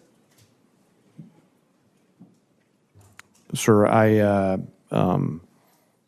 think there's definitely some frustrated folks out there. I mean, if frustrated folks were a rebellion, and I guess that goes to my question for the Secretary. Two things. There should be some sort of paper flow that the committee, the Congress, the public can look at in invoking Title 10, Section 12406. So can you give us some clarification on whether the orders that were issued apply to specifically Los Angeles, to California generally, or is this a nationwide order? The orders that have been issued, which are publicly available and known, relate to an ongoing situation in Los Angeles, which could expand to other places. But it's quite easy to point out that there has been an invasion of 21 million illegals in our country under the previous administration. So this what administration was elected Can we to take get a turns? hold of that. Yeah, could we just and take when you turns? have Yeah. ICE officers being attacked with concrete blocks, Secretary, they should be allowed to do their job. Secretary, I'd really like to not try to create a viral moment for either of us. I'm actually trying to understand kind of the scope of this order. The order effectuates the ability to mobilize the Guard and the Marines. In the order, it does not specify a location. It does not specify which Marines or which Guard. And I'm trying to figure out if you decided to do this collectively in Kansas or any other place, would you need to specify a new sort of fact pattern, or do you think this order applies to any Guard, anywhere, any service branch, anywhere? It's just I get your justification. We disagree about the circumstances. I'm just trying to figure out, did you just potentially mobilize every Guard everywhere and every service member everywhere? I mean, create the framework for that. I understand you didn't. I'm saying, what does the document do, in your opinion? Senator, if you notice, the initial order of 2,000 in California was followed by a follow-on order for the additional 2,000, with a recognition that the situation there required more resources in order to support law enforcement. So part of it is getting ahead of a problem so that if in other places, if there are other riots in places where law enforcement officers are threatened, we would have the capability to surge National Guard there if necessary. And thankfully, in most of those states, you'd have a governor that recognizes the need for it, supports it, and mobilizes it him or herself. In California, unfortunately, the governor wants to play politics with it. I did step on the last part of your sentence, so I'm going to try to take turns here. Just on the 747 question, did the Department of Defense initiate the conversation with the Qataris? Did they initiate the conversation? How did that go? Senator, I have to go back and review it, but we've been a part of the ongoing conversation. Yeah, but I think it kind of matters who's asking, doesn't it? Ultimately, the Defense Department is, or soon will be, when the memorandum of understanding is signed, in receipt of a gift from the Qatari government that could serve, once it's modified, eventually as something that the president could use. I mean, I think this is illegal and unconstitutional, and I won't rant about that, but I actually think from the standpoint of our collective responsibilities, it very much matters what the paper flow was, who started these conversations. Did it come out of the White House? Did it come out of the Secretary of State or the President or the SecDef or at a lower level or ambassadors? Like, we're entitled to know, because we can agree or disagree about the propriety of this. But my basic request of you is that if we're going to disagree, let's disagree with the same set of facts. Let's have the documentation on the Qatari aircraft. Let's have the same set of documentation about what these orders do and don't do with respect to Los Angeles. Because if we're just going to scream past each other and then see who succeeds more on the internet, that's actually not the way to do this work. We're supposed to be in struggle against each other, but in a way where we actually have all the information. You have our information. We have yours, and so I'm hoping that we can get some documentation about both matters in a nonpartisan, bipartisan way. Thank you. Senator Bozeman, then Senator Sheen. Thank you, Mr. Chairman, and thank you all for being here. Thank you for your service to our country. Mr. Secretary, Ebbing Air National Guard Base in Fort Smith, Arkansas, is the home to the F-35 Foreign Military Sales Pilot Training Mission. They recently graduated the first 2 Polish pilots, an accomplishment we're very excited to see repeated.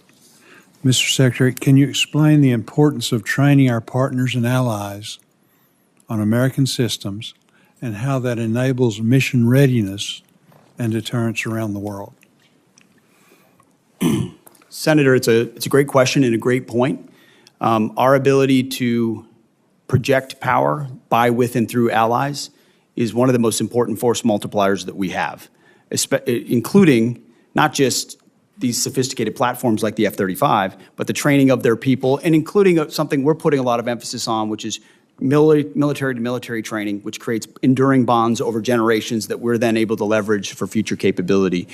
So I'm encouraged to hear about those 2 graduations. I know it's a program we're investing in. I know it keeps our defense industrial base robust. It also projects capabilities to allies and partners. So that's a program we're aware of.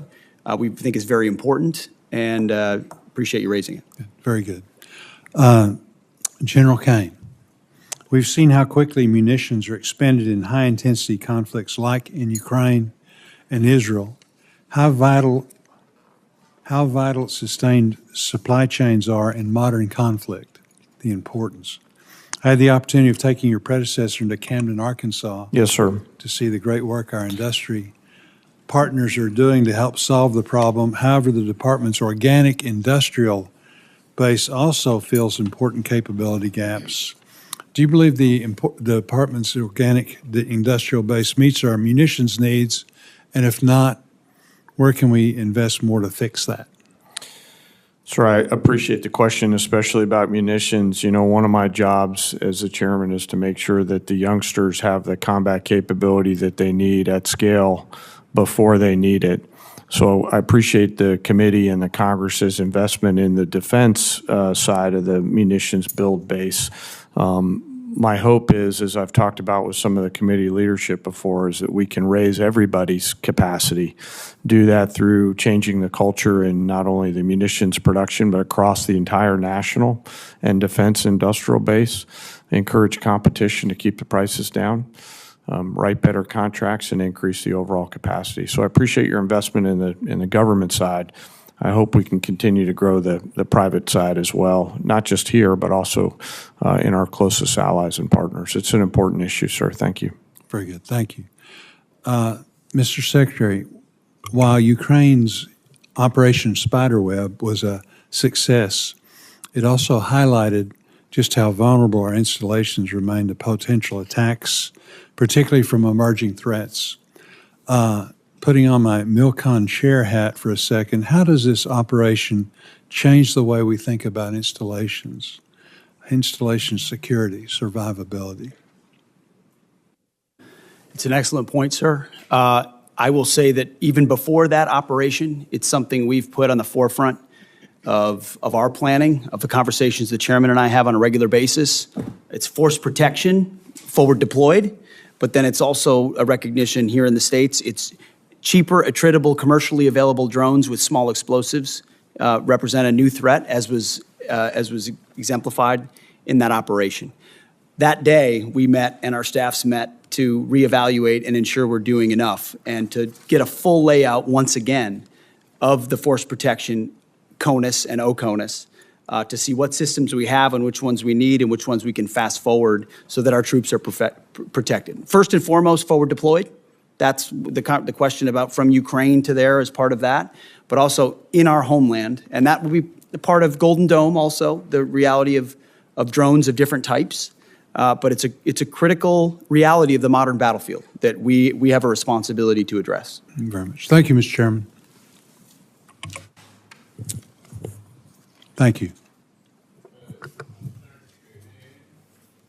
Senator Shaheen, followed by Senator Capito. Thank you, Mr. Chairman. Mr. Secretary, General Caine, welcome. Thank you for being here. Both of you mentioned in your opening remarks the challenges with our defense industrial base. And General Caine, as you think about that, how do lead times for the defense industrial base affect your ability to resource worldwide operations? And are you concerned about those delays? Well, Senator, thanks for the question. And I recall our conversation prior to my confirmation about my opportunity to run a manufacturing business earlier in my life. And, you know, the importance of decreasing lead time in order to backfill the magazine stores if we were to get into a high-end conflict anywhere in the world will be really important. And as the Secretary and I consider what does the force of the future require for the munitions, I'm always thinking about lead time and what has to be true to solve the problem of shortening that lead time and, frankly, also lowering the cost to the taxpayer while assuring the quality that we need out at the tactical edge. So it's a key portion, ma'am. Mr. Secretary, when you were asked about the impact of President Trump's tariffs under Section 232 on the defense industrial base, you commented that you're in the business of tanks, not trade. But you can't buy tanks without trade. And the administration's steel and aluminum tariffs are having an impact on the lead times for our defense industrial base. I've visited companies in New Hampshire whose lead time has gone from weeks to years because of those steel tariffs.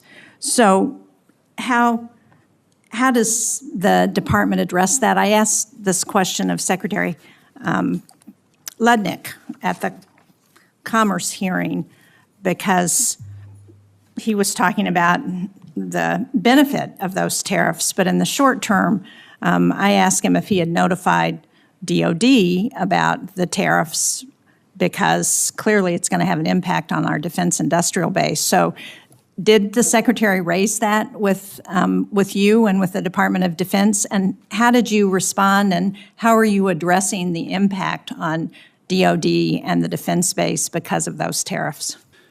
Secretary Lutnick and I have had multiple conversations about this, and I'm grateful that he is leading the charge on rebalancing our trade relationships. And a big part of one of the things, complicating factors we face at the Defense Department is critical systems, whether they're tanks or munitions, you name it, that are reliant on supply chains elsewhere. And rebalancing that trade relationship means you're bringing industry home, you're bringing capabilities home. I understand. Right now we have a lot of vulnerabilities in the long term on that. How the benefits accrue.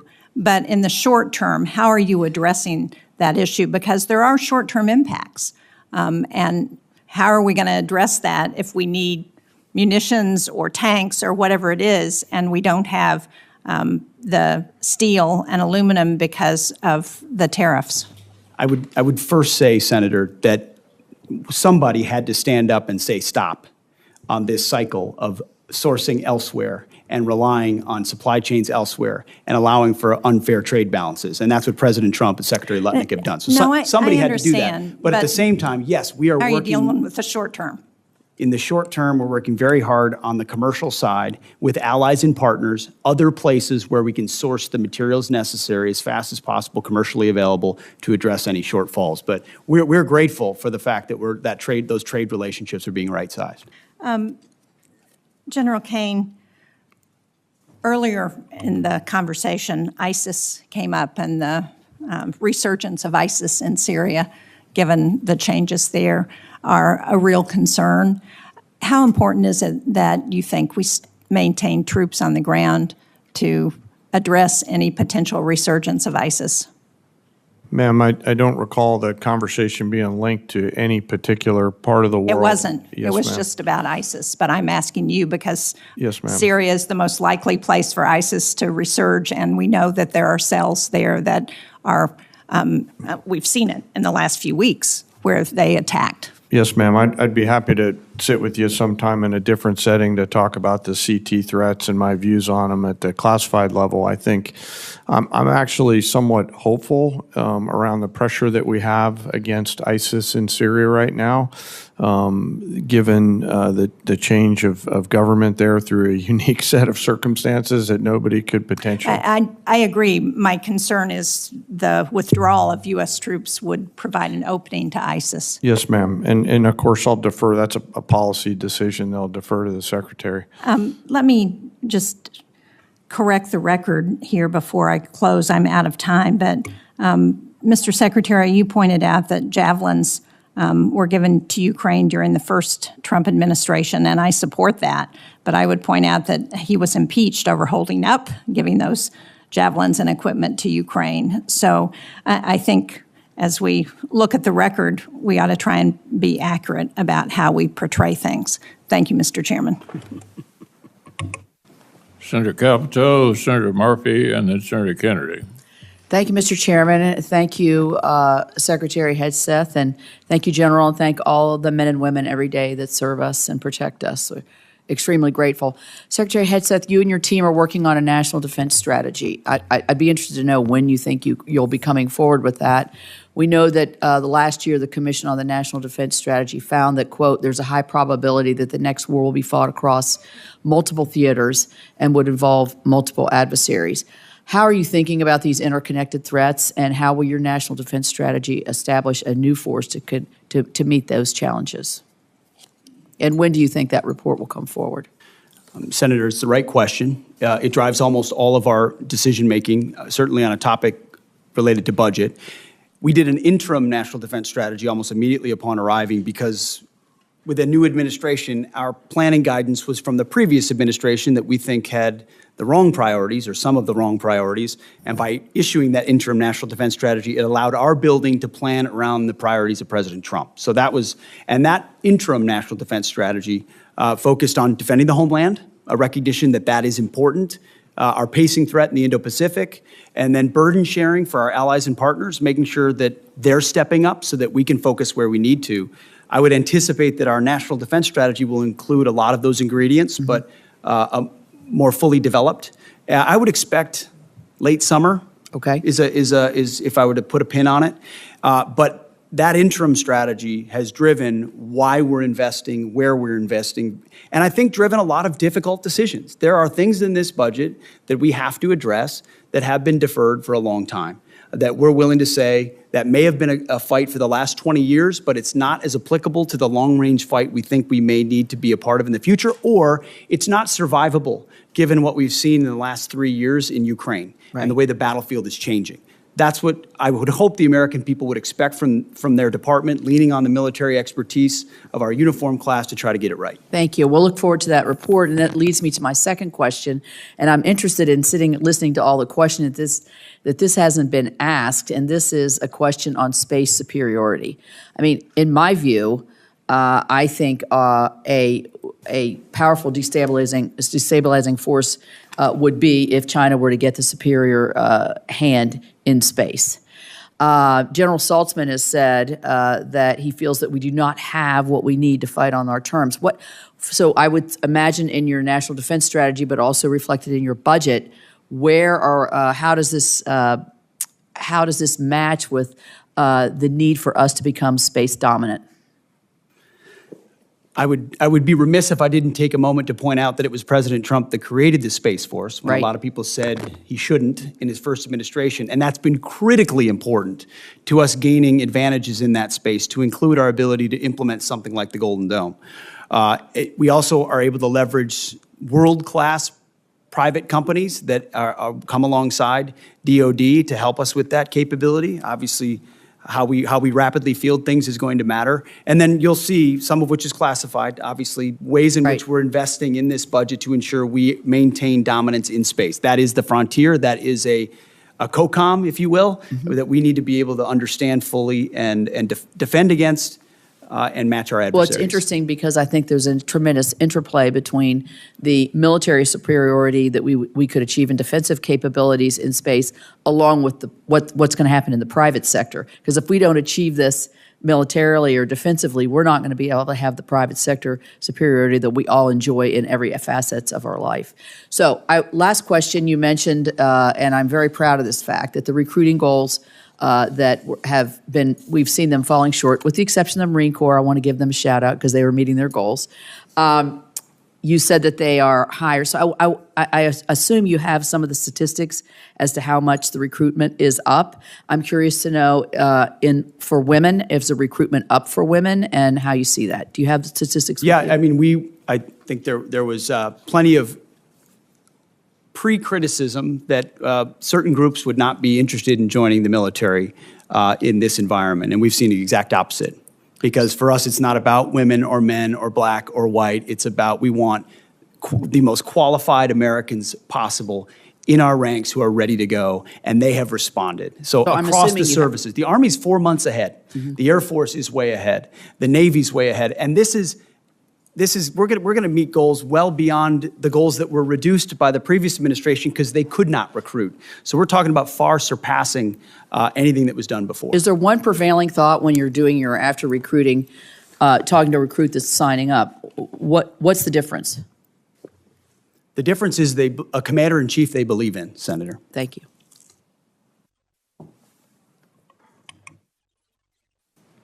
Senator Murphy, you're up. Thank you very much, Mr. Chairman. Thank you, Mr. Secretary, for being here today. I wanted to build on some of the questions that Senator Schatz was asking, just to try to build a fact predicate for some of the tough spending decisions we're going to have to make here. Just to confirm, I heard you say with respect to the gift of the plane from Qatar that we do not yet have a signed MOU with the government of Qatar. Is that right? Correct. We're in the process of working through that. And did you also say we don't have a signed contract with the company that is going to do the work? Or did you say that we have a contract, you're just not willing to disclose the terms? The terms should not be disclosed of anything related to an aircraft of this type. So in 2018, when the contract was signed with Boeing to do the upgrades or the new contracts for Air Force One, the terms of that contract were disclosed. They were made public. In fact, it was the Trump administration that issued a press release giving the total as $3.9 billion. Are you saying this time around, even after you sign the contract, you're not going to make public any of the terms of the contract? I wasn't involved in that previous administration decision, but we're happy to take a look. The Air Force testified before the House that that contract would likely deliver the new Air Force Ones by the 2028 timeframe.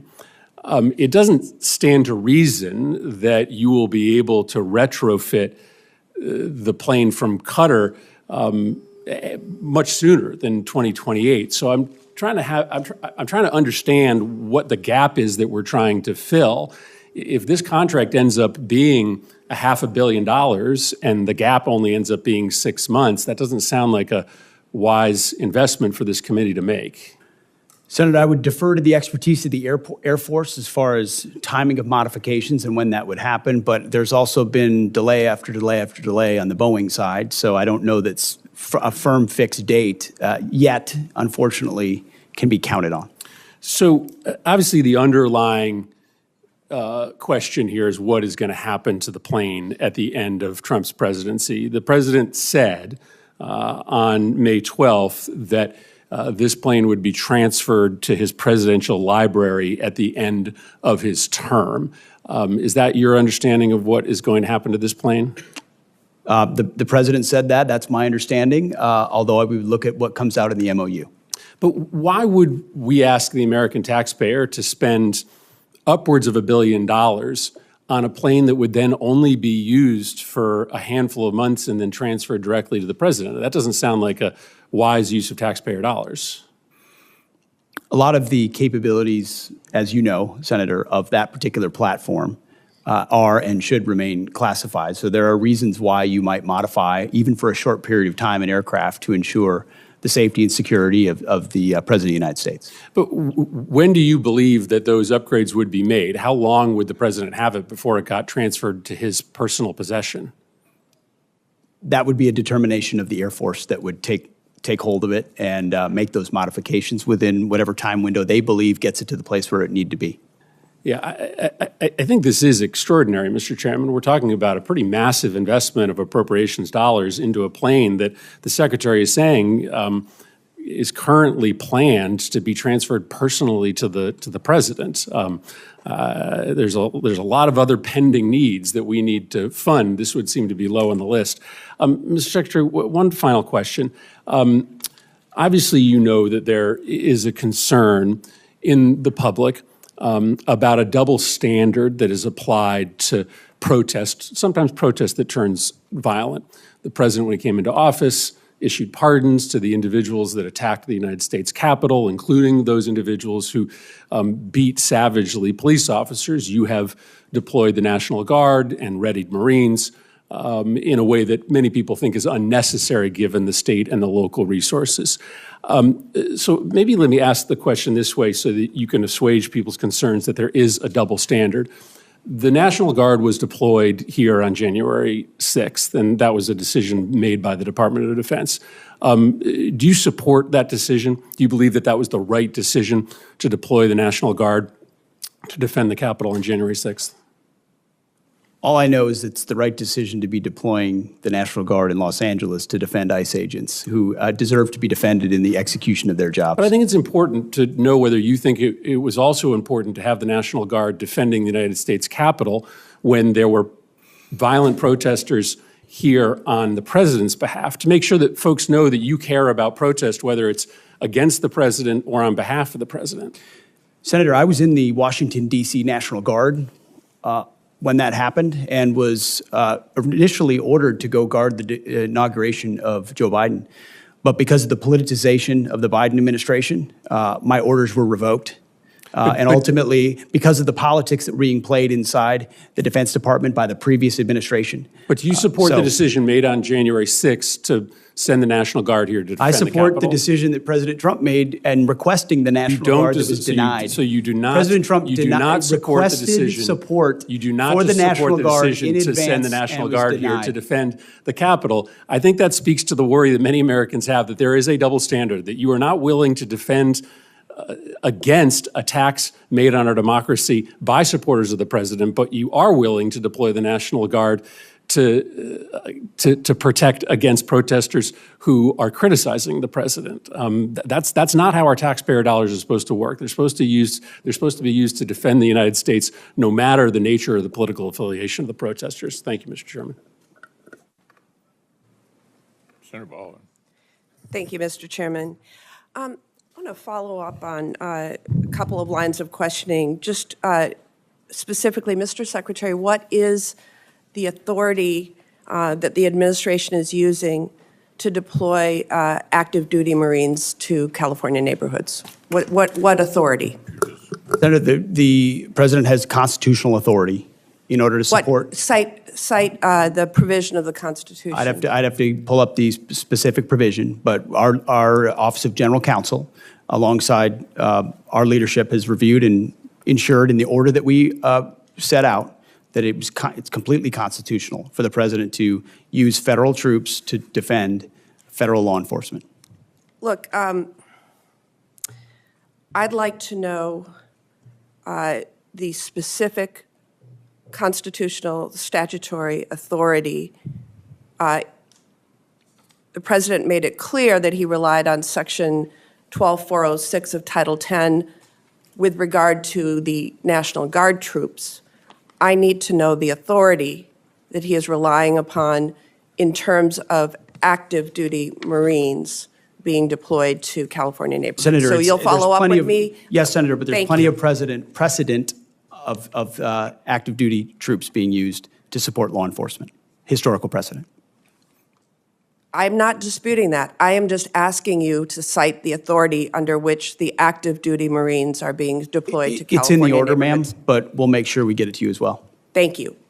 I want to dovetail on a couple of other comments also with regard to the lack of specific detail in the budget request for the Department of Defense. I take great pride in Wisconsin's contributions to our national defense, and that includes many Wisconsinites who are hard at work building the Constellation-class frigate. There is no mention of frigate procurement, just like Senator Collins noted that there's no mention of destroyer procurement in the budget materials that you provided to this committee. My state makes the frigate. I'd also note that there's no mention of the destroyers, as I said.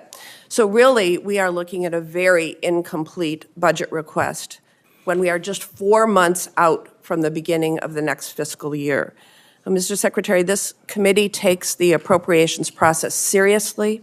I take the hard work of Wisconsin's shipbuilders seriously, and I'd like your commitment to provide this material to the committee expeditiously so we can do our work.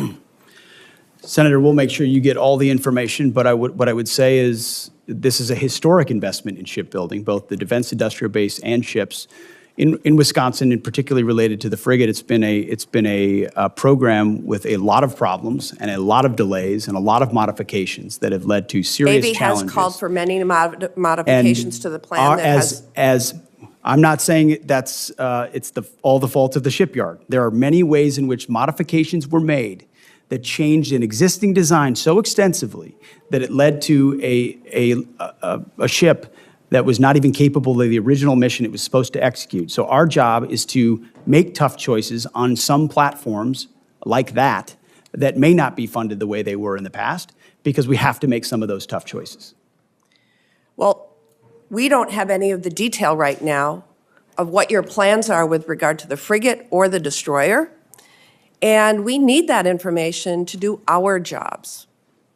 Can you get it to me? We have that information, Senator. We have worked in real time in 4 months to reverse a lot of priorities from the previous administration. We have those details and that information, and we will get it to you. But the committee needs those details. So this committee has also worked hard alongside the department to improve recruitment and meet retention goals. The department is planning to separate several thousand service members due to your partisan beliefs about troops who are transgender. Mr. Secretary, I've seen your speeches and social media posts, but what I'm interested in is the sound policy analysis that we would expect from the Secretary of Defense on how this misguided decision will impact military readiness. My colleagues and I have requested this information from you, and we are still waiting to receive it. And so I will ask you now, what assessment did the Department of Defense conduct prior to implementation to evaluate the impact that this policy would have on our national security? Moreover, what is the cost to recruit and train thousands of individuals of comparable experience and skill? Thankfully, recruiting is not an issue. It's at historically high levels, and we're proud of the cross-section of Americans that are joining. What analysis did you do? We did extensive analysis, Senator, and we agree with the assessment of the executive order that was issued by the White House that there are mental health issues associated with gender dysphoria that complicate military service and readiness, and as a result, we made the decision. I have asked for that analysis. Please provide it to me and the committee. We will provide it.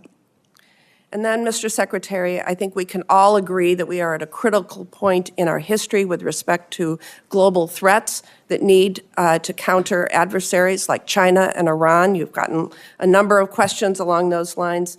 And I'm disappointed that you are instead focusing on a class of ships named for civil rights leaders. You chose Pride Month to direct the Navy to rename a ship named for Navy veteran Harvey Milk. This committee will continue to pursue serious work in the interests of American national security, and I ask you to choose to join us in that endeavor. Senator, we're not interested in naming ships after activists. That's the stance we're taking. All right, where we are, due to the interests of all of the members of the subcommittee, is right near the end, Mr. Secretary. We're going to call on Senator Murkowski, and at that point, the hearing will conclude, and if anybody has additional questions for the record, they can submit it for response. Senator Murkowski. Thank you, Mr. Chairman. Gentlemen, Mr. Secretary, General Caine, welcome. And I also want to recognize, General, your your trip north to Alaska last week or 2 weeks ago. We appreciate that. We all know, everyone in this room knows the strategic role that Alaska plays when it comes to being on the front lines, whether it is the threat from China, Russia, Iran, North Korea. We're sitting up there. We host the backbone of our nation's missile defense there at Fort Greely, advanced fifth-generation fighters at Eielson and at J-Bear, critical long-range radar and surveillance systems throughout the state. We've got key airborne forces at J-Bear, Fort Wainwright. I mean, it's good. It's solid. We appreciate it, and we think that we're in a pretty critical place, and we think that you recognize and acknowledge that we're in a pretty critical place. And yet the FY25 Defense Budget Overview document that was released under the last administration stated that the goal of the budget request in terms of the Arctic was to, quote, develop a monitor and respond approach. I thought that that was a pretty passive approach in a highly critical region.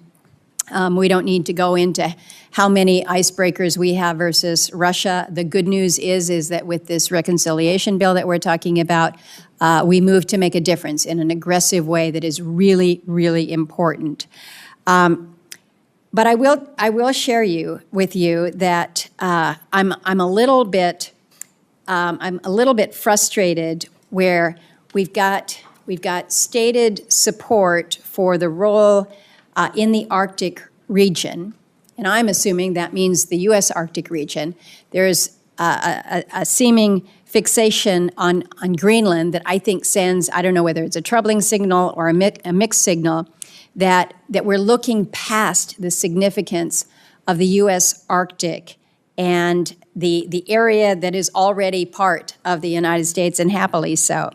But I like to remind people, everything that the administration wants in Greenland, when it comes to strategic location, when it comes to resources and minerals, we've got it on the U.S. side. So I think any serious Arctic policy has to start with a serious investment in Alaska. We've built it. We need to do more. I would just ask both you, Mr. Secretary, and General Caine, your view of the strategic importance of Alaska and more importantly, the broader Arctic, because this is really, when we're talking about DoD posturing to make sure that we're deterring adversaries in the region. I just came from a relatively uncomfortable exchange with the Army Corps of Engineers. We don't have a deep water Arctic port in the United States. Everybody says it's important, and the signal of importance that we got was a $3 million placeholder in the budget. To me, that doesn't signify significance. I'm going to stop talking to listen to both of you. Thank you. Thank you, ma'am. I agree with you. It's difficult to understate the strategic significance of Alaska, whether you're looking in Indo-PACOM, whether you're looking at Russia, whether you're looking at the Arctic, whether you're looking at space-based capabilities, whether you're looking at energy. You name it, it's both a defensive posture, but also a power projection posture that is centrally a central focus of how we plan. Senator, first, thanks for letting me visit up there. I got a full range of academics from your colleague about Billy Mitchell and air power history. How many times did you hear that? Ma'am, only a few. Okay. But, you know, as the Secretary said, the northern flank is critical, and it's in the right place on the globe for us to be able to do a lot of things from that power projection platform. And so as the department considers through the Secretary force rail, I know it will be high on our radar. Well, I appreciate that, and appreciate the continued focus. There's a lot of focus on the Indo-PACOM, should be, but just remember, we sit right on top of it. We're connected. We're part of that. Yes, ma'am. I'm running out of time. I have been concerned. We have E3 capability up north, of course, but we were all counting on the E7 wedge tail coming coming our way. We're kind of limping along up north right now, which is unfortunate. And the budget proposes terminating the program. Again, the E3 fleet barely operational now, and I understand the intent to shift towards the space-based, you call it the air-moving target indicators, but my concern is that you've got a situation where you're not going to be able to use more duct tape to hold things together until you put this system in place. And so how we maintain that level of operational readiness and coverage, I'm not sure how you make it. General Caine? Well, ma'am, thank you for the question. You know, the E3 and the E3 community have been really important to us for a long, long time. And I'll defer to the comptroller, but you know, the department has a bridging strategy through investing in some additional airborne platforms in order to gap fill while the space-based capabilities come online. Yes, sir. Thank you. Ma'am, we do have in the budget $150 million in FY26 for a joint expeditionary E2D unit with 5 dedicated E2Ds. And the budget also funds 4 additional E2Ds to fill the near-term gap at $1.4 billion. And can you tell me how that will that have implications for what we're seeing up north in Alaska? I would defer to the Secretary and the Chairman on that question, ma'am. The answer is yes. I would file this entire discussion under difficult choices that we have to make.